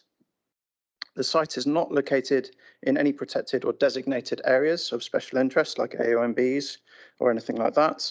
And it's also well related to the existing settlement of Tiverington, is surrounded by built form. The development will secure significant biodiversity and ecological enhancements and gains, which is in the case officer's report. The site's located outside the Somerset Levels and Moors Ramsar catchment area, so is not affected by the phosphates issue, which is stalling so much development within Somerset and beyond. And the dwelling will provide specialist housing designed with level thresholds, disabled access under the Reserve Matters application. Appreciate that detail is not before you currently. The development provides significant benefits for housing supply to help the council meet its 5-year housing supply. It will create significant reductions in surface water and reuse water through rainwater harvesting systems. It will remove the riding school with knock-on residential amenity benefits, taking away associated movements and activities. It also creates significant social and economic benefits. And one of the key social benefits is that it will enable the current occupier of Paddock's End to basically carry on living in Tiverington. So it's kind of an enabling development to allow her to be able to stay in the village that she's lived in for the past 40 plus years. So overall, the proposed development will have a significantly positive impact on the environment, and the detailed appearance, scale, layout and landscaping of the scheme can be fully designed under a Reserve Matters application. In conclusion, no adverse impacts have been identified that would significantly and demonstrably outweigh the combined weight of the significant social, economic and environmental benefits, and as such will achieve sustainable development. And the Planning Committee is asked to support the case officer's recommendation to approve. Thank you for your time. Thank you very much, James. I believe our first member of the committee who wishes to speak is Councillor Hobbs. I thought I'd start off for a change. I think this is a great idea.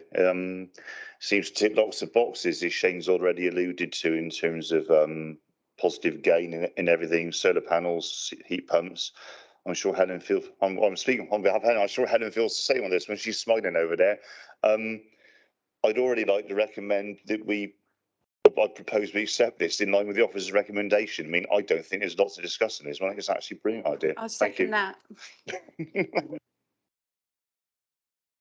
We have a seconder. Yeah, yeah, Claire's second it. Okay, thank you. Is there anybody else wants to speak? Quickly. Thank you.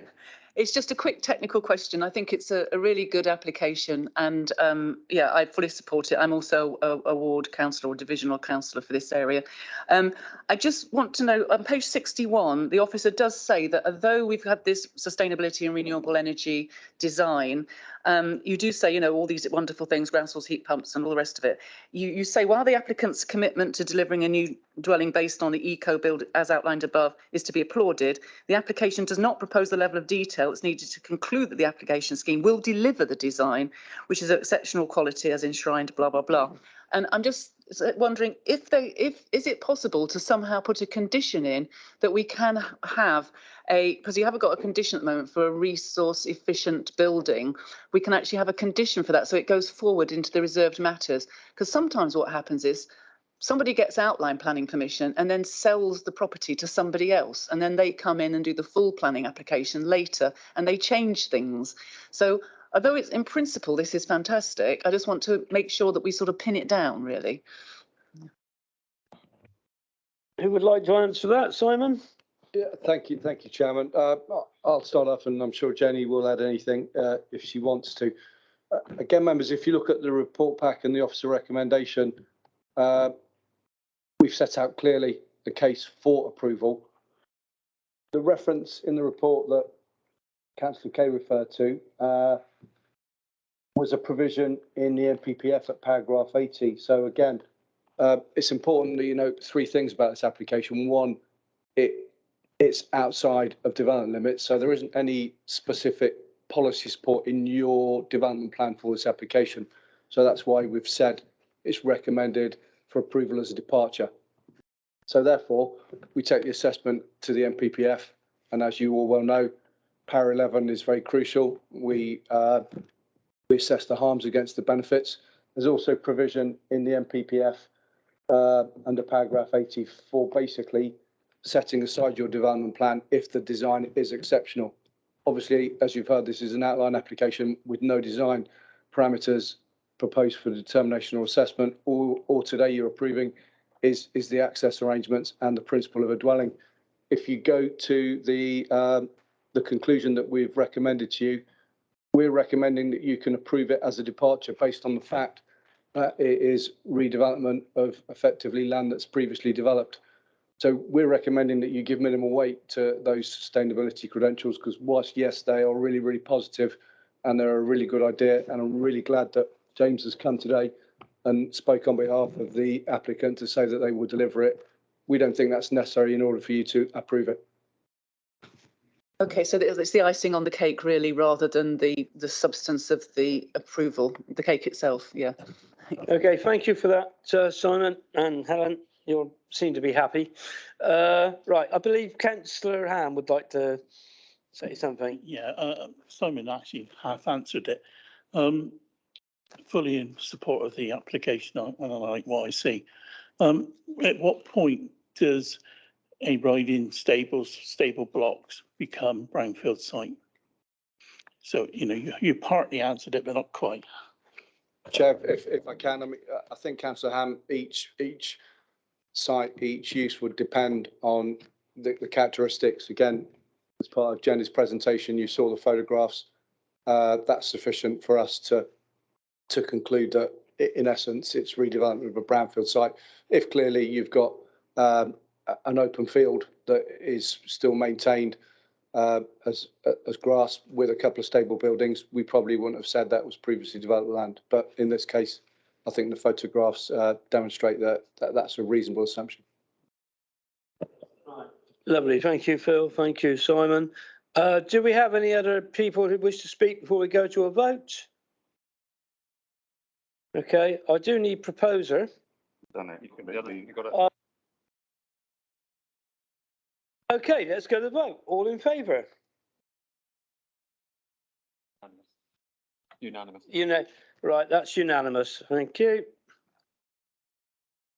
Okay, next we'll move on to DMO3, which is change of use for agricultural land to domestic curtilage with associated access and parking. This is at Holly Cottage, Found Lane, Oak Hill.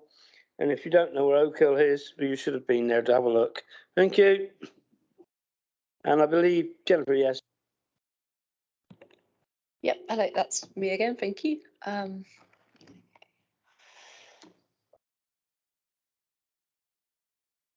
Right, okay, yep, so for the change of use of agricultural land to domestic curtilage with associated access and parking at Holly Cottage off Pound Lane in Kill.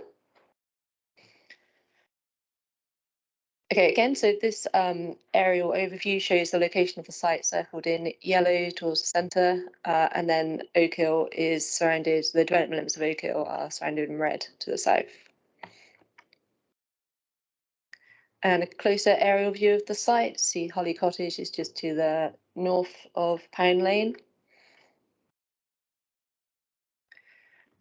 So this is the existing. It's worth noting that the change of use of the land would be retrospective, as the fencing is already, well, it's already been fenced off. I imagine the change of use it's already taken place, however the access is not there currently. So this is the existing access onto Pound Lane, and then the section of land to which is subject to the change of use is this area to the west and north. And this is the proposed. So as you can see, a new access is proposed further to the west of the existing, and then the existing access will be bricked up apart from a small pedestrian gate, and then a new parking area created to the west. So these are some photos of the site. This one was taken from the existing field access back towards Holly Cottage itself. So this is the parcel of land in question. Again, this is the existing field access, and the change of use is on the parcel of land just to the east. These photos are taken from where the proposed access will be. You can see on the right-hand photo, that's the existing field access, and on the left-hand photo, that's the existing house access. So there's decent visibility in both directions. Again, this is just the photo on the left was taken further up the lane, so you get a wider view of where the access will be along this hedgerow. And this is the existing parking area and existing garage that's associated with the main house. Okay, and that's my presentation. Thank you. Thank you very much, Jennifer. We have no public speakers for this one. So I'm looking, I believe that maybe Barry and Phil are the ward councillors here. It's not, is it?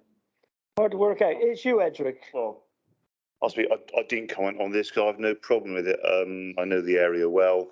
It's a very quiet road. It's one of my safe routes to cycle or cement. It's that get mown down by traffic. So I have no problem with this at all. And again, I'd recommend approving it. Thank you. Thank you. Tony.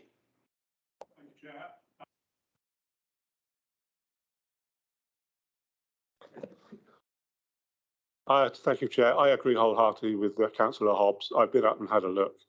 I can't see any reason why we wouldn't agree to it. Are you seconding Councillor Hobbs? Yes. Thank you. Oh, sorry, you've already been beaten to it. You were going to do it. No, you're okay, Tony.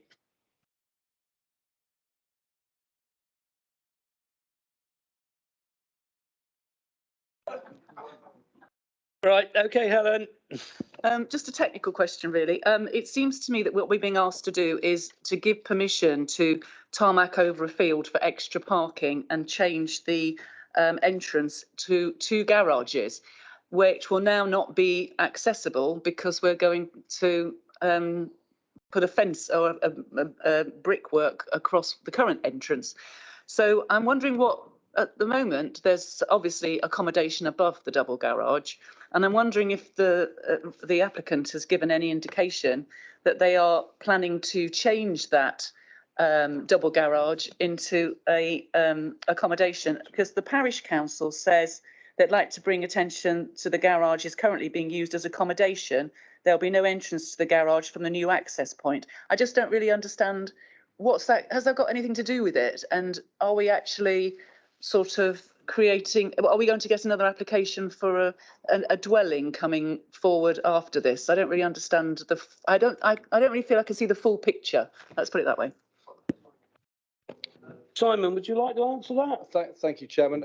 Councillor Kay, if you look at condition 6 of the officer recommendation, in terms of the permission that we're recommending that as a board, as a committee, you approve, it would restrict the car parking area and the new access for use in connection with the residential dwelling referred to as Holly Cottage. So it would, if you approve the officer recommendation, your decision as a committee would not then automatically qualify as you approving a separate residential dwelling on the site. If the landowner now or in the future decided to submit an application to develop a dwelling on the site, you would be entitled to assess it against the policies in your plan and in the MPPF. So effectively, not for consideration at today's meeting. Okay, I thank you for bringing that to my attention. I do say it says in accordance with proposals submitted, and given that there would be no policy support for a separate residential use or occupation on the site. I think we have got policies. We haven't got local plan policy support, but MPPF section 11 gives us support for all these, the following ones that are going to happen, that are coming up in the rest of the meeting, doesn't it? So anyway, it's a side issue, and I'm in support of the general principle of them having it. I've just wanted the backstory. Okay, thank you, Helen. Thank you, Simon. Is there anybody else who wishes to make a comment? Okay, we'll move to the vote. All those in favour? Unanimous again. And anybody against? No. Okay, thank you. Carried unanimously. On to, I think it's DMO 3? 4. Yeah, and this one has been done by Jane. Okay, hi Jane. This is the erection of a single-storey rear extension and internal alterations, and this is it. Excuse me. Before we go, Councillor Robbins, can you leave the room, please? Thank you. Yeah, I forgot. Sorry, Chair. Declared both interests, didn't they? Yeah. Yeah.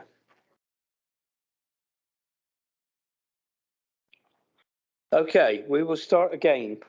we're doing DMO 4, which is the erection of a single-storey rear extension and internal alterations at 10 Lumen Avenue, Wells, in Somerset. So, Jane, if you would like to give your presentation, please. Thank you, Chair. As you will have gathered at the top of the meeting, this is really here only for reasons of probity because of the connection of the applicant to Councillor Butt-Phillips. So it's fairly simple. Oh, we now got this delay. So it's Lumond Avenue is, you can just see the tiny little dot, sorry, above the boundary of the conservation area. So it's a residential area of Wells to the north there. It's slightly unusual in that it's got a front Lumond Avenue and then it's got Woodacre, just called Woodacre to the rear. So it's sort of open on both sides. That's the front elevation there, quite open. You can see the garage just at the end of the driveway there. And that's the rear elevation. And it's a small extension just in filling that little cutout bit there. It'll allow some internal alterations. So the main concern is its impact on the street scene and the neighbours.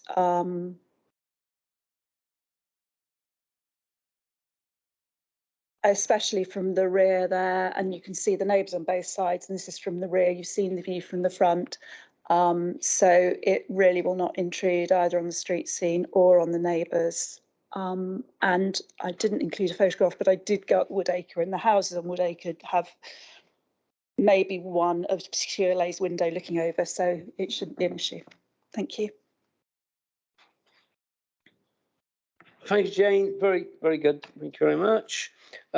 We don't appear to have any speakers, including the other members. So we're going to move on to the committee members, and I believe Councillor Hobbs wishes to speak again straight away.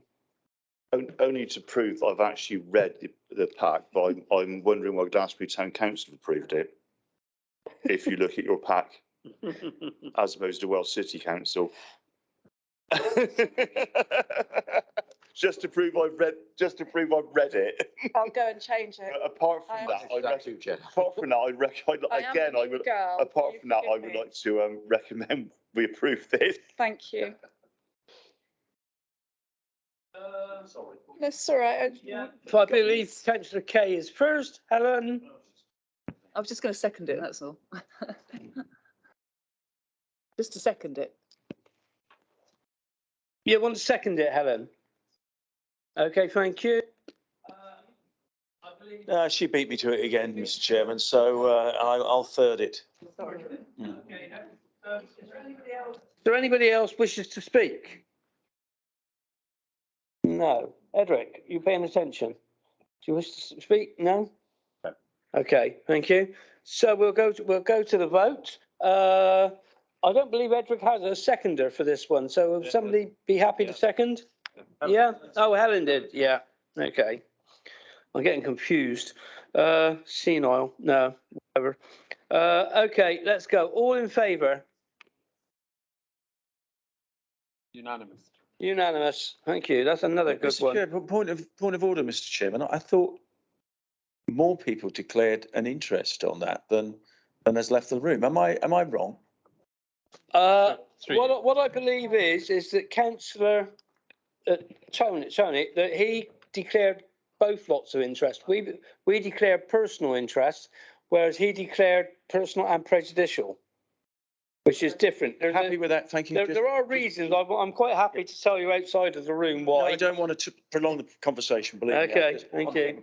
Would somebody like to go and ask Tony to come back in? Please.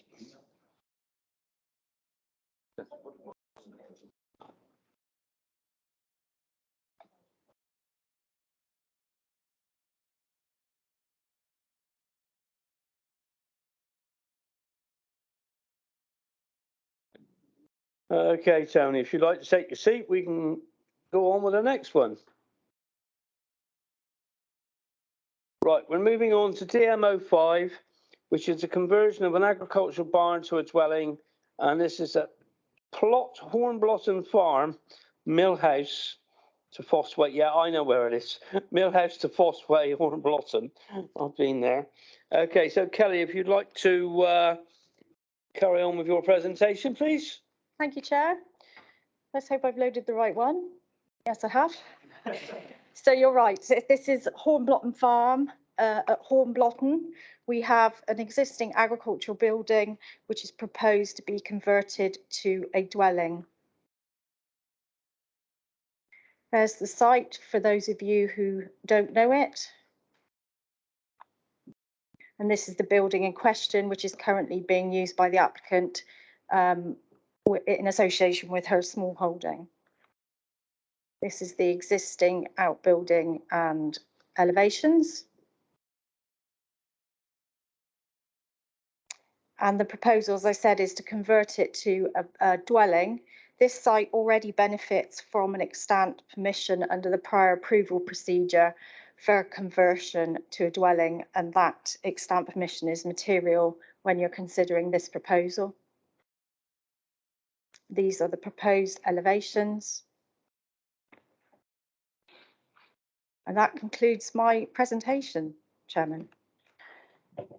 Thank you very much, Kelly. Very quick and to the point. And again, we have no public speakers that I can see of, or agents or anything. So we'll move straight to the committee. Who would like to speak first? Nobody? Yeah, Marta, Helen. I think Helen, your arm was up first. I just wondered if this was in a sort of an area that you know, we should be respecting bats or whatever it's called, a dark skies area. It might not be a dark skies area, but that whether or not we really want to have roof lights throwing light up into the night sky. I just noticed that. I hadn't looked at the plans before, and I've only just noticed it. And the other thing I noticed here was that it's got extant permission, and I think it got it in August 2020. And I just wondered when the phosphates business all kicked in, because now they're saying that this is in an area that suffers, you know, normally you'd need a mitigation scheme for phosphates, but this doesn't need a mitigation scheme for phosphates because it's already got permission. But I just wondered what the timeline was on that. If you could just reassure us. Yeah. Okay, could Simon? No, I actually think Martin's probably the best person to answer that question. Yes, the letter from Natural England that kicked all the phosphate issue off was August 2020. When was the extant permission for this? Before that? Yeah, Simon. Well, it's confirmed in the appeal pack. The report pack, Councillor Kay, is 5th of the 8th. So that was obviously in 2020 a decision issued by the Plan Inspectorate. But what's probably more relevant for you, and don't ask me to explain the justification, but the way in which town and country planning legislation works with the habitat regs regulations legislation, it is not straightforward. And for applications that are submitted for determination under the Act, the habitat regs assessment is binding on those applications. So that is why when we have the planning application, we can take into account the phosphate deposition issue and go through the process of securing a mitigation scheme. But the provisions that allow a change of use under the general permitted development order are not binding on the habitat regs. So effectively, if a landowner secures a prior approval to convert an existing building to residential, they don't need to secure, and we're not entitled as the local planning authority to consider the phosphate mitigation issue. So therefore, translating that permission and that concept through to the application before you, it's what we refer to as a fallback position. So effectively, the barn on the site can be converted for residential use in full or in part without any decision maker being entitled to consider the phosphate deposition issue.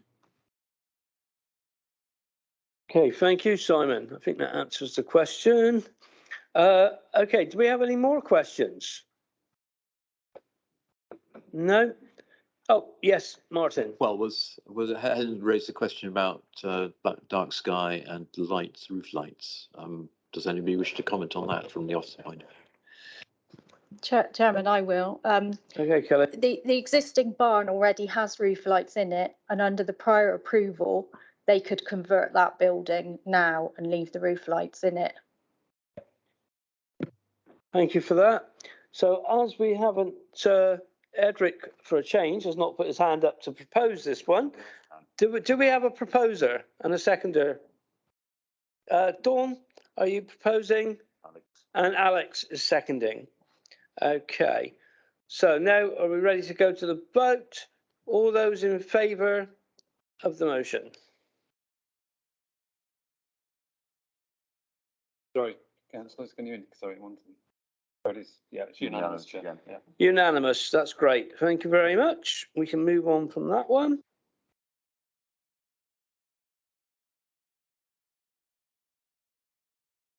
In case you hadn't realised, I'm not 100% at the moment. I have a bit of a bad throat and I'm a bit deaf, sinusitis. Okay, we move on to Laurel Farm at Sticklynch in Laurel Lane. And this is back to Kelly again. This one is recommended for refusal, I believe. Thank you. Correct, Chairman. Yes, it is. Okay. So this application is Laurel Farm at Laurel Farm Lane, Sticklynch. It's a domestic property that has a outbuilding in the grounds of it at the moment, and the proposal is for the demolition of that building and replacement with a further building which provides first floor holiday accommodation, and on the ground floor there will be a storage area for the host house and a studio. That's the location in Sticklynch, West Pennard. That's what the existing building looks like currently. It's in a relatively isolated position outside the settlement limit. And as you all know, there is provision for the conversion of existing buildings under certain circumstances to holiday accommodation. But this is a new build in what we consider an unsustainable location because it's remote from services and facilities, and the occupiers will be heavily reliant on private vehicle to access it. This is what the building looks like. The ecologists found a bat roost in the single-storey building. So to mitigate for that loss, they're proposing a new building near to the replacement building to host the little bats. That photo is from the side of the building with the graffiti on. That's the actual building. That's the host house in the background. Just another picture of the building that's going to be demolished. There we have the proposed floor plans. And I don't know whether you can see that if I start messing around with the mouse. There. You see that there. That's a new building as well to house the new bat accommodation. These are the proposed plans.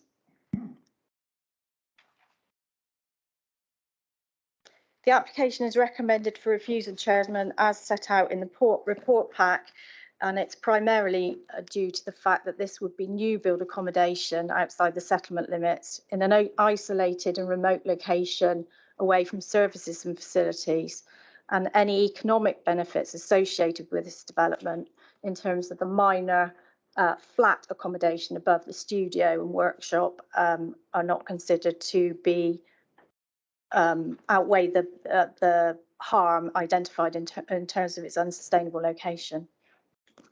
Thank you, Chair. Thank you, Kelly. We do have a speaker on this one. We have Mr. Simon, is it Llewellyn Jones? Jones. Yes, if you'd like to go over, that's it, correct.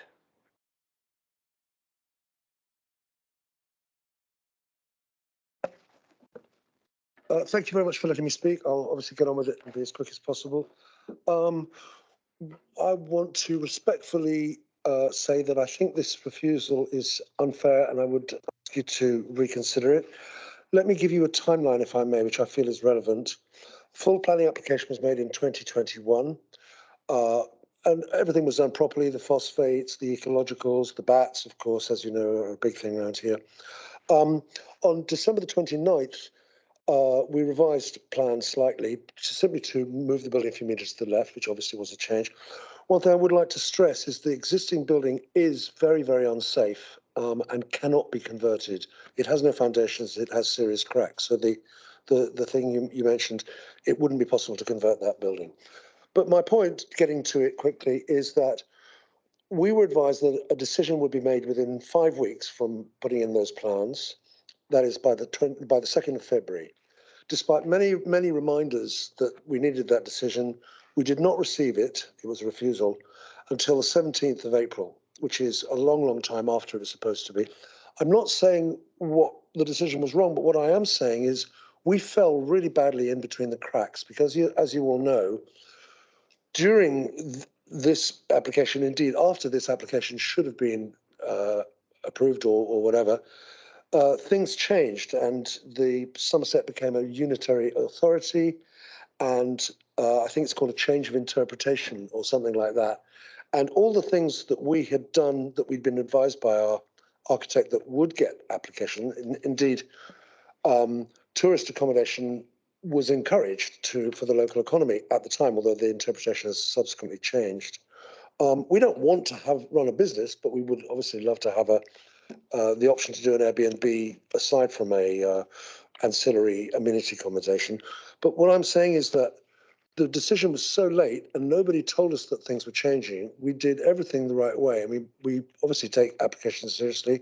We realise that planning approval is not guaranteed, of course, but we did it in the right way and the rules changed, and I would ask you to consider that as something that is really important and unfair, not unfair by the planners, but unfair by the situation. And I believe this is a very well justified decision. And just wrapping up, because I know you want me to be quick, we've already spent a lot of money on this with ecological and planning and stuff like that. If we had to reapply for, say, a non-holiday let thing, that would cost us a fortune and it would take a long, long time. I also think the building as it is ugly and dangerous for I have young children. I think it would look much more fitting with the community. And I think it's a good application, but as I say, my central point, apart from the other ones, is that things changed. The goalposts were moved while this planning was going through, and also the planning took a very, very long time to go through, and therefore took us over that time. So thank you very much, and I hope you'll consider that. Thank you very much. And I think next we'll move on to the ward councillors, which are firstly is Claire. Councillor Sully. Thank you, Chair. I just want to sort of focus on the development plan for Mendip Core strategy, which is to repurpose empty buildings that support rural economic development. What's the applicant meant to do? Just let the building fall down? The scale of the operation there, I don't think it's going to lead to bus loads of people going down those tiny roads. And the officer talked about the economic benefits versus the harm, that the economic benefits don't outweigh that. So that's almost an acknowledgement that that it isn't, it's such a small kind of operation. I just can't see the numbers of cars going down those roads. The nature of the geography, particularly there and across Mendip South, would mean that anybody that wanted to do holiday accommodation, set up holiday accommodation, that sustainability argument would then be counter to people setting up and having holiday accommodation in these rural areas, which are highly desirable for people to come in. It's a really important part of our local economy is that people come and visit these places. So I will be recommending that we approve this application. As I say, because the building will just fall down. Let's look at what Mendip wants to do around their development plan, the core strategy, which is repurpose this. It's not a big building at all. It's just looks like a sort of toilet that's about to crumble. Okay, thank you. Thank you, Claire. Next is Alex, and if you've got anything you'd like to add to Claire? Nothing too much to add to Claire, other than the fact that as it is at the moment, it's, as Claire said, it's a sort of falling down building that I think would be much better purposed into being transformed into what this proposal is trying to do. I'm also in support of it. Yeah, I don't see any sort of material reason why it shouldn't be approved. Thank you, Alex. I'm going to take my chairman's prerogative and I'm going to jump in on this one, which I very rarely speak at since I'm the chairman. I know this area. The gentleman probably doesn't. He does recognise me. I do know the area. I had to go there when I was working at different times, and I know this building. And this building is derelict, to be quite truthful with you, and I don't think it's suitable for conversion. In fact, what it used to be in the 1960s, where Philip might remember this, it was the garage for a cattle lorry that used to transport local cattle to the Frome Market and Glastonbury Market, and it was John Cox was the person. So yeah, because I think it's an ugly old building that needs to go, I will be supporting the application.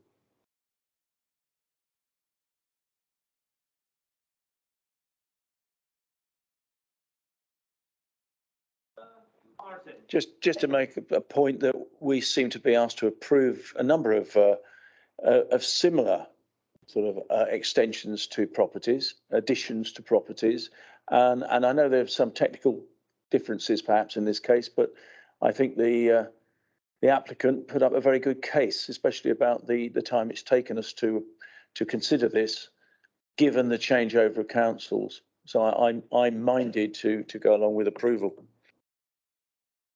Thank you, Martin. I believe Simon wishes to come in. Thank you, Chairman. Again, members just listening to debate. Just to clarify, it's not a conversion of an existing building. It's a rebuild. So it's demolish what you see, rebuild, and therefore the policies that we have to apply, we can't apply policy DP22, which would have allowed you to recommend approval with your development plan policy support. And we have to then go to policy CP4 and policy CP3, which is where you have to judge and balance the economic development benefits arising from the use of the building as a tourism let. And obviously, as Kelly set out in her report pack, what's proposed is effectively a multi-purpose building, which includes a workshop, a studio. So activities being undertaken by let's say person A, person B is going to come in and they're going to take the top floor as a holiday let.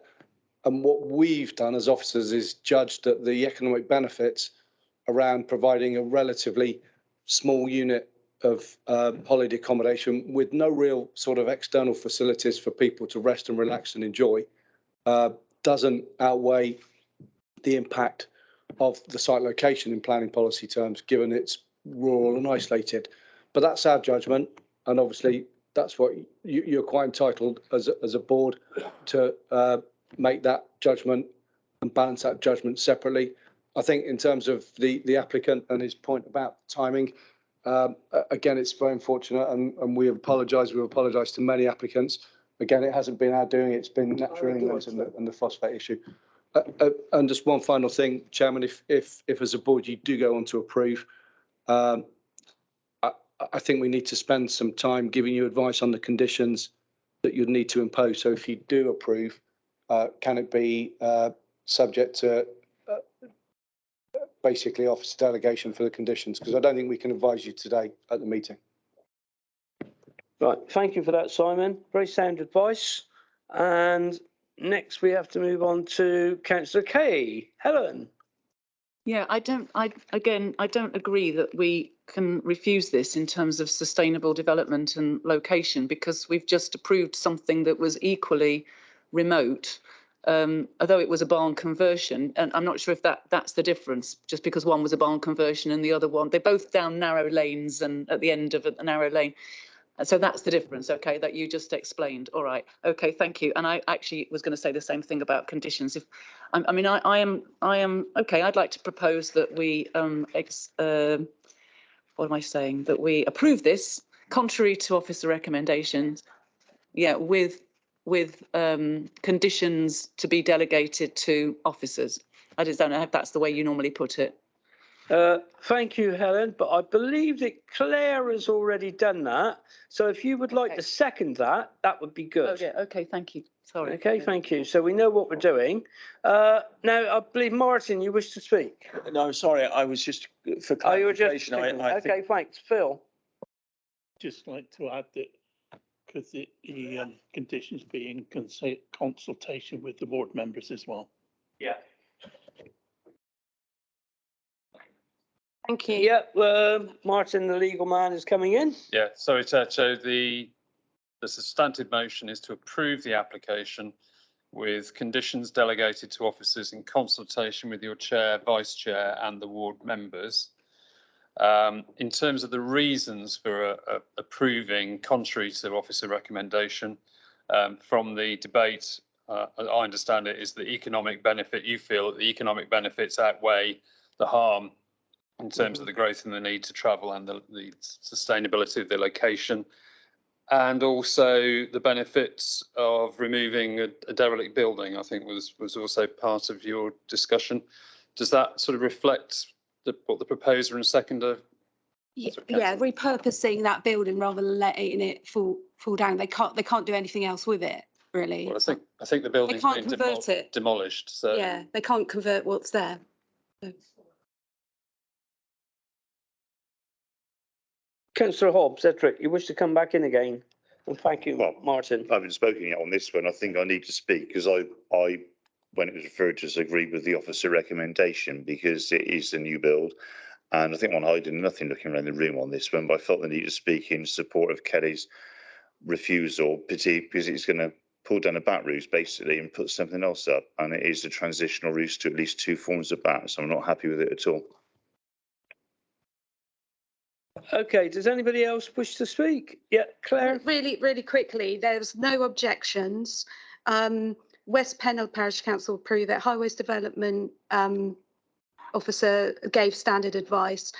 The environmental protection, there was no objection, and the contaminated land, no objection, subject to an informative concerning a watching brief. There's been no comments about it. It's very isolated, so it doesn't affect anybody. So.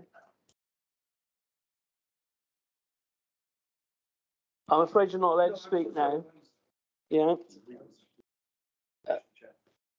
We just to say, members, in terms of the point that Councillor Hobbs has raised about the impact on the loss of the bat roost, that would be one of the conditions that we'll work up and we'll put forward to the chair and the ward member.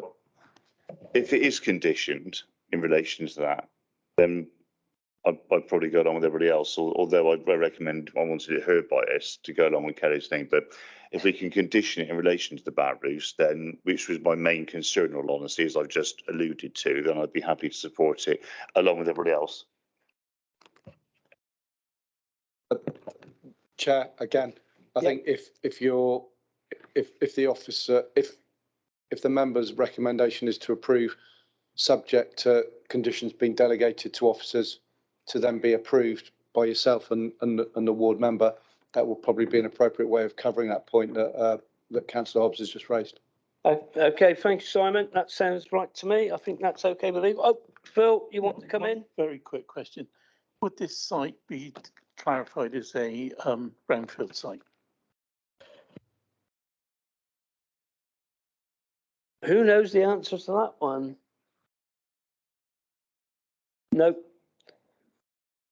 Sorry, Phil. Nobody can give you an answer on that one. Makes a change. Oh, and Dawn, you'd like to have a question? Yeah, I just also wanted to mention that not everybody goes away wanting amenities and facilities. So some people actually would like to go to an Airbnb in the middle of nowhere and do nothing. So I don't think that that would be something that I would consider as a reason to disapprove. Okay. Nobody else? Okay, so we'll move to the vote. You want to read the motion because it's against officer advice. Yeah, who can somebody read the motion? Because I will give it another go. Yeah. Martin, So yeah. the motion is to approve the application contrary to officer recommendation on the basis that the economic benefits outweigh the harm from growth in the need to travel and the unsustainable location and the benefit of removing a derelict building. So it's approval with conditions delegated to officers in consultation with the chair, vice chair and the ward members. Yeah. Okay, everybody happy with that? Okay, understand? Right, okay. All those in favour? Okay. 5, 6, 7, 11. And all those against? 1. Okay, thank you. So that motion is passed.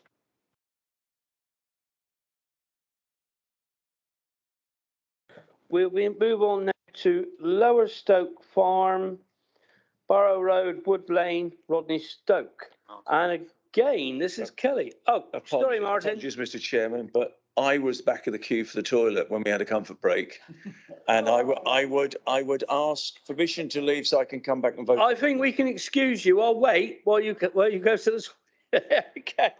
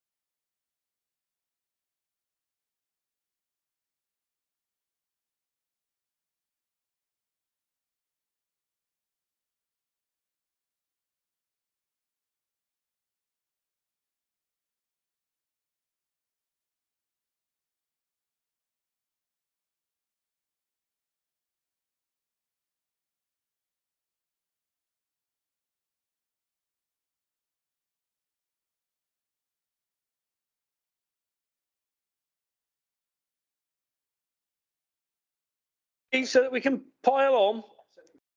Thank you. Come on, Susie. Nobody else is missing, I think. Right. Okay.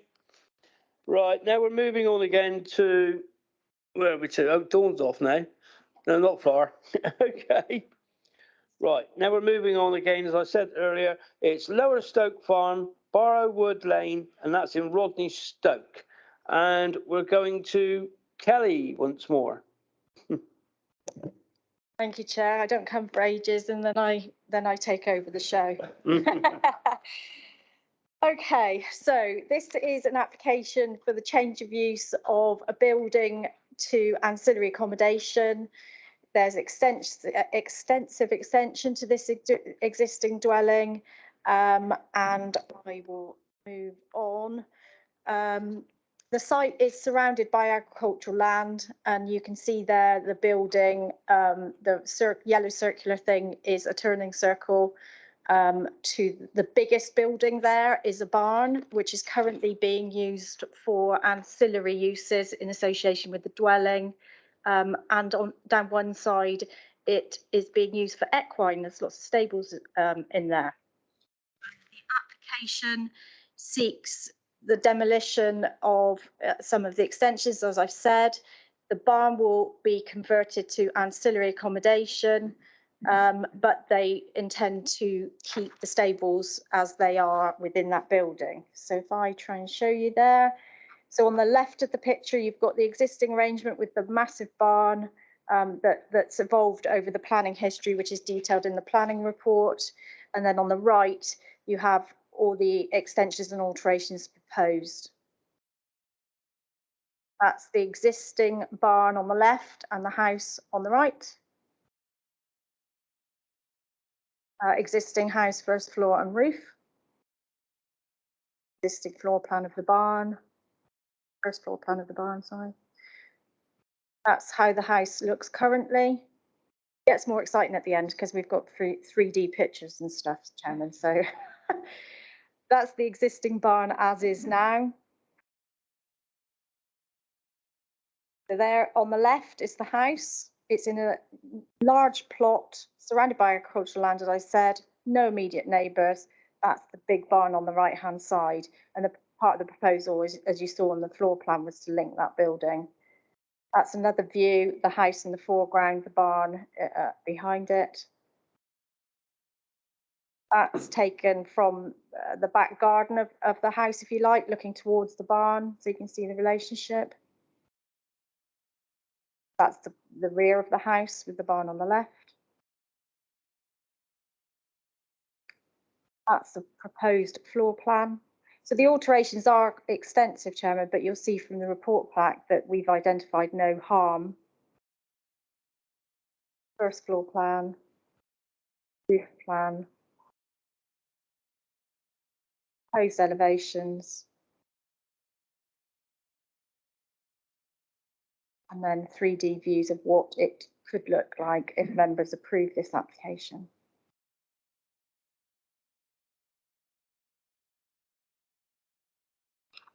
Just bear with me, Chair. I'll just see if there's anything else I wanted to add. I don't think there is. We brought this application to the board, Chairman. We advertised it as a departure because strictly speaking, we didn't feel that it completely accorded with the policies of CP1, CP2 and CP4. So it's more a precautionary approach to this application more than anything else, but you can see it's recommended for approval. That's the end of my presentation. Thank you very much, Kelly. I don't believe that we have, do we have the members here for that board? Do you want to put him to speak? No? He's not made any comment. Okay, so we've got nothing there. No, that's okay. So we'll go on and we'll invite Nigel.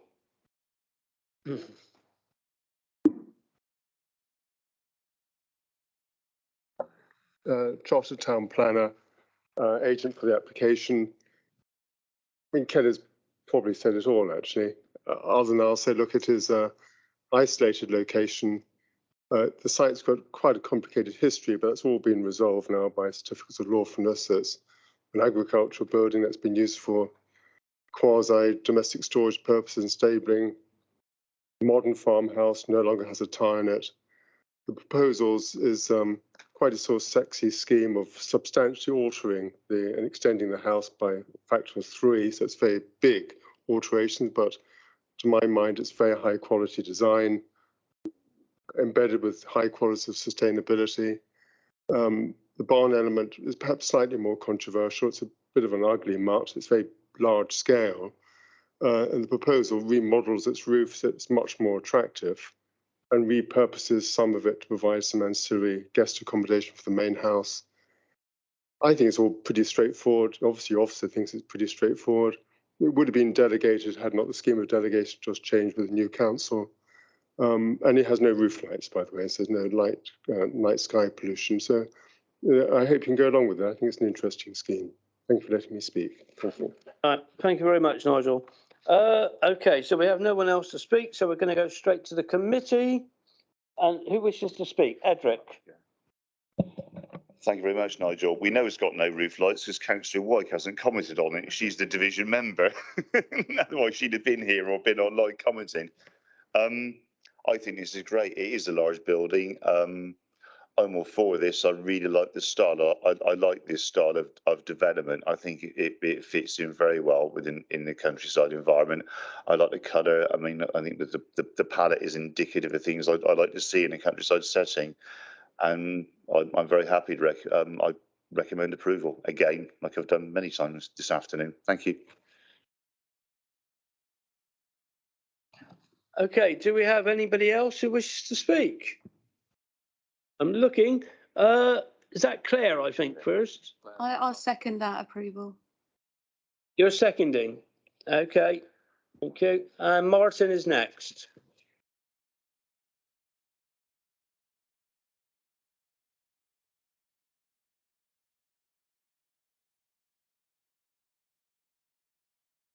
My apologies. I did talk about light pollution, but that's the other thing is the remote location. I'd like to report I did visit the site yesterday. It took me 10 minutes to get down the lane following a flock of sheep. So that gives an indication of it really isn't going to impact on anybody. Thank you. Okay, thank you, Martin. Right, we come back. We have found that Councillor Shearer is here online. Are you there, Heather? I am indeed. Thank you very much. And my apologies. I was just unfortunately I couldn't get into member offices today. Ros and I have both spoken about this. Obviously, we spoke about it last week.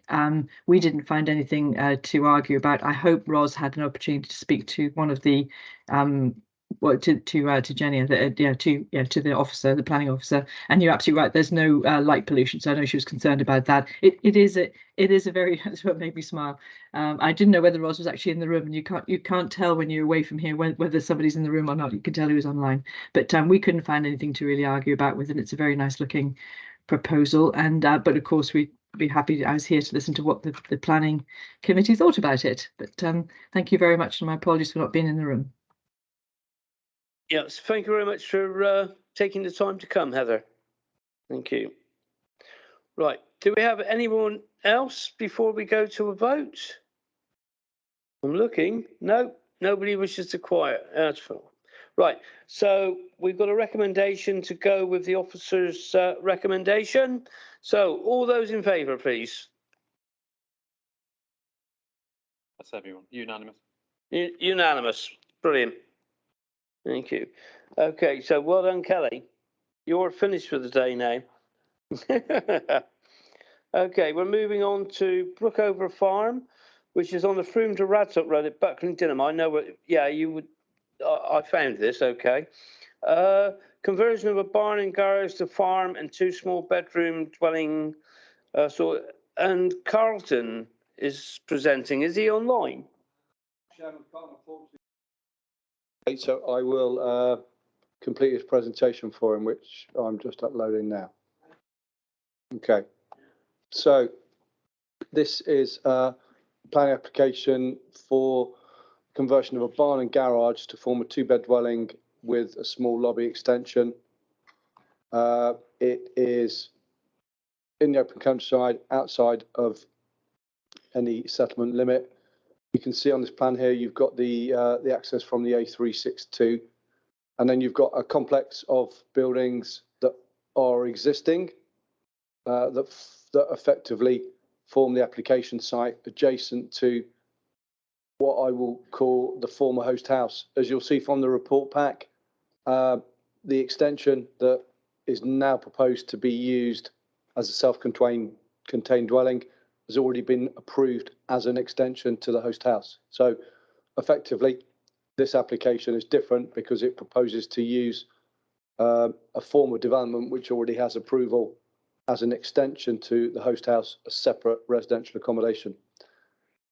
You'll see from the report pack that we're recommending it for approval as a departure from the development plan. And again, that's because it's outside of a settlement boundary.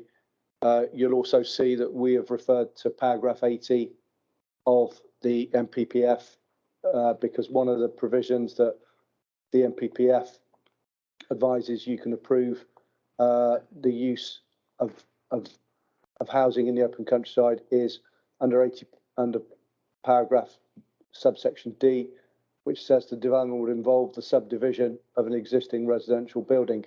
So again, as you can see, we're lending weight to that provision because effectively what we've got here is the subdivision of one existing residential dwelling into two existing residential dwellings. But more importantly, even under the paragraph 11 assessment, we haven't identified any harm. So I'll just now go through the plans with some photographs so that you can understand what is proposed. So this is obviously the former host house, and then this area here is the attached barn, and then a series of outshot buildings with a fairly visually unattractive 1970s garage here at the front where I'm moving the cursor. Again, in plan form, so this is what's proposed, or what's existing. So we've got the barn, we've got the water tank, outshot, garage. This effectively is shown on the plan as existing because this is the extension that was approved under the application for the extension to the dwelling house. So again, in terms of what we've got at the moment, it's quite difficult to read the plan. So this is the garage, this is the outshot, and then this is the barn. So again, if we go back to that the plan that I've just showed you would be a plan if you were looking eastwards towards the side elevation of what would have been the host house.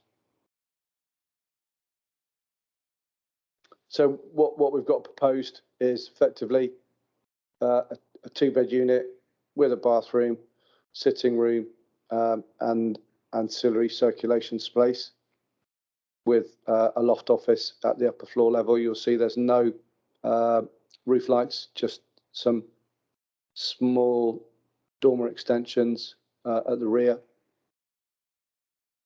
Oh, sorry, there are roof lights. These are roof lights. So again, the view from the back, that's how you would see the new building from the view to the back. And then again, the view from the front, effectively the converted garage, and then linking back round to the principal accommodation area. Looking at its side on, effectively, the garage, the link unit, and then the barn to be converted. And again, just correcting myself earlier on, there are roof lights to the rear to deliver the upper floor unit. So again, just in case it hasn't been clear, we've got the stable, we've got the link building, and we've got the converted garage. In terms of the photographs, that's the garage. This is the series of link buildings running through, and then this is the barn at the rear, which is now to be used as a separate unit of accommodation and not as an extension to the existing residential property. That's all Carlton's prepared for me to show you, Chair. Obviously, the report pack confirms that we're recommending approval. If there are any questions, I will try and answer them for you. Thank you very much, Simon. I think we know a little bit about this one. Okay, so we have no public speakers, but we have the applicant. We have Natalie Reevy, is it? Yeah, thank you. If you'd like to. Try and keep this as quick as possible. Appreciate it's been a really long day. Good afternoon, councillors. My name is Natalie Reevy. I'm the applicant. My planning agent, Lee Wright, apologises for his absence because he's on holiday. He's asked me to convey to you that while this application is before the planning committee due to a departure from the local plan, this is because the national planning policy framework update that permits this type of development came in at a later date than the publication of the local plan. So simply, this proposal is compliant with national planning policy, paragraph 80D, with this being confirmed in the planning officer recommendation before you. The project will be a self-build project for my partner, myself and our child to live in as our family home. It will enable us to finally have an affordable home after over 2 decades renting, 7 years on the self-build register, and a lifelong dream to self-build and use our craftsmanship, skills and passion for sustainability to create our own house finally. In preparing the application, we've taken great care to ensure aesthetically the design harmonises with the area, that the resultant dwelling is as energy efficient as possible, using sustainable local materials when possible and renewable energy systems, including air source heat pump, and that planning policy has been adhered to. We believe this is to be reflected in the planning officer recommendation before you that confirms there are no objections from neighbours or members of the public, no objection from the parish council, no objection from any statutory consultee, and no objections to the advertisement for a departure from the local plan.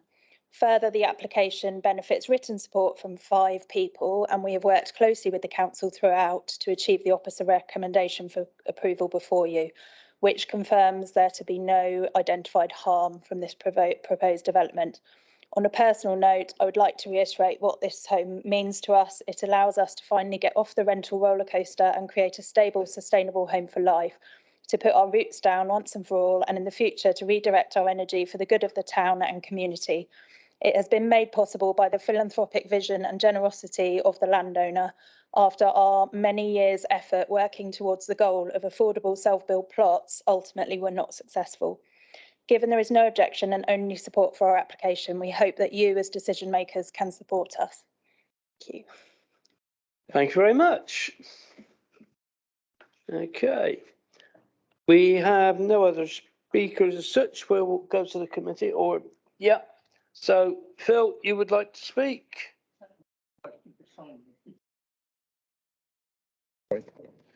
Showed a blue line going around it. I wasn't sure what the blue line was.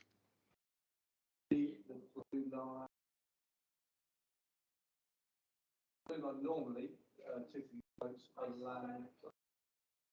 Apologies, the blue line, Simon, can you bring it up on the screen, please? Okay.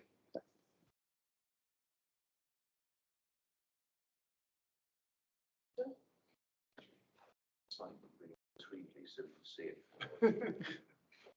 it. It was the first one.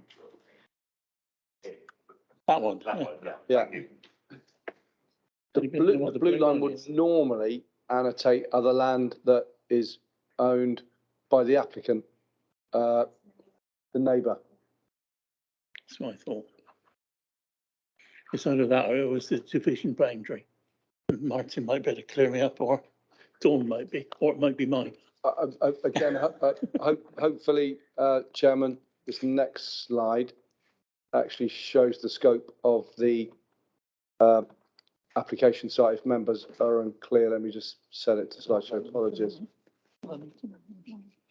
That contains mine. Martin's. So the area associated with the dwelling is there, outlined in red.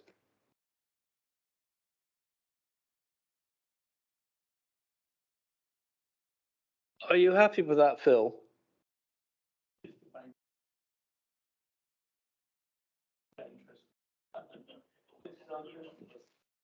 Okay, do we have any more questions? Yep, Martin in the corner. Thank you. As ward councillor, I'm very happy with this application. It's very good use of existing buildings, and I'd like to propose that we accept the officer's recommendation.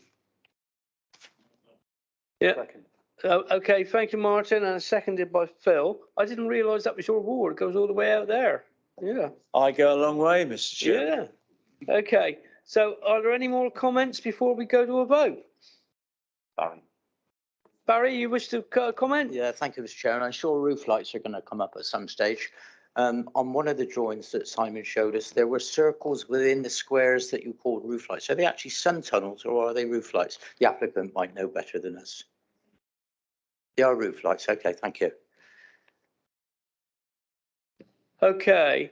Oh, Helen, you were holding to the last. Okay. Do we have Martin. Oh, sorry.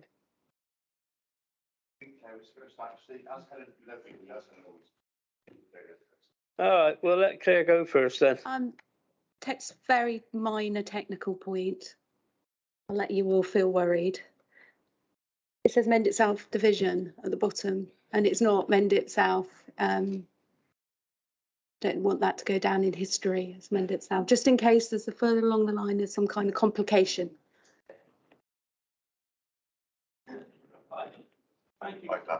Thank you, Claire. Right. Now we'll go to Helen. Just as the applicant is here and as it is such a sort of good eco design, I am a bit concerned about the roof lights, and I wonder if you can just make sure that there's blinds, or, you know, that you make sure that when you're working in there at night that they're covered over and then you don't have light spill going up. And I'm sure you will, given everything else that you've done to make it a good eco design. Right, thank you. Right, thank you, Helen. Tony, did I see you wanting to speak, or is that my imagination? You don't want to speak? No? So there's nobody else who wishes to speak. We will go to the vote. So all those in favour? Unanimous? Unanimous. Okay, so that is passed unanimously. And I believe coming to the end. Yeah. So I think I can actually call the end of the meeting. Done amazingly well. Sorry, can I just check? Do we have a proposer and a seconder for that last one? Yeah. We did. Okay. Yeah, yeah. Sorry. That was all done. Oh, it's unanimous. So Debbie, can you stop the live feed, please?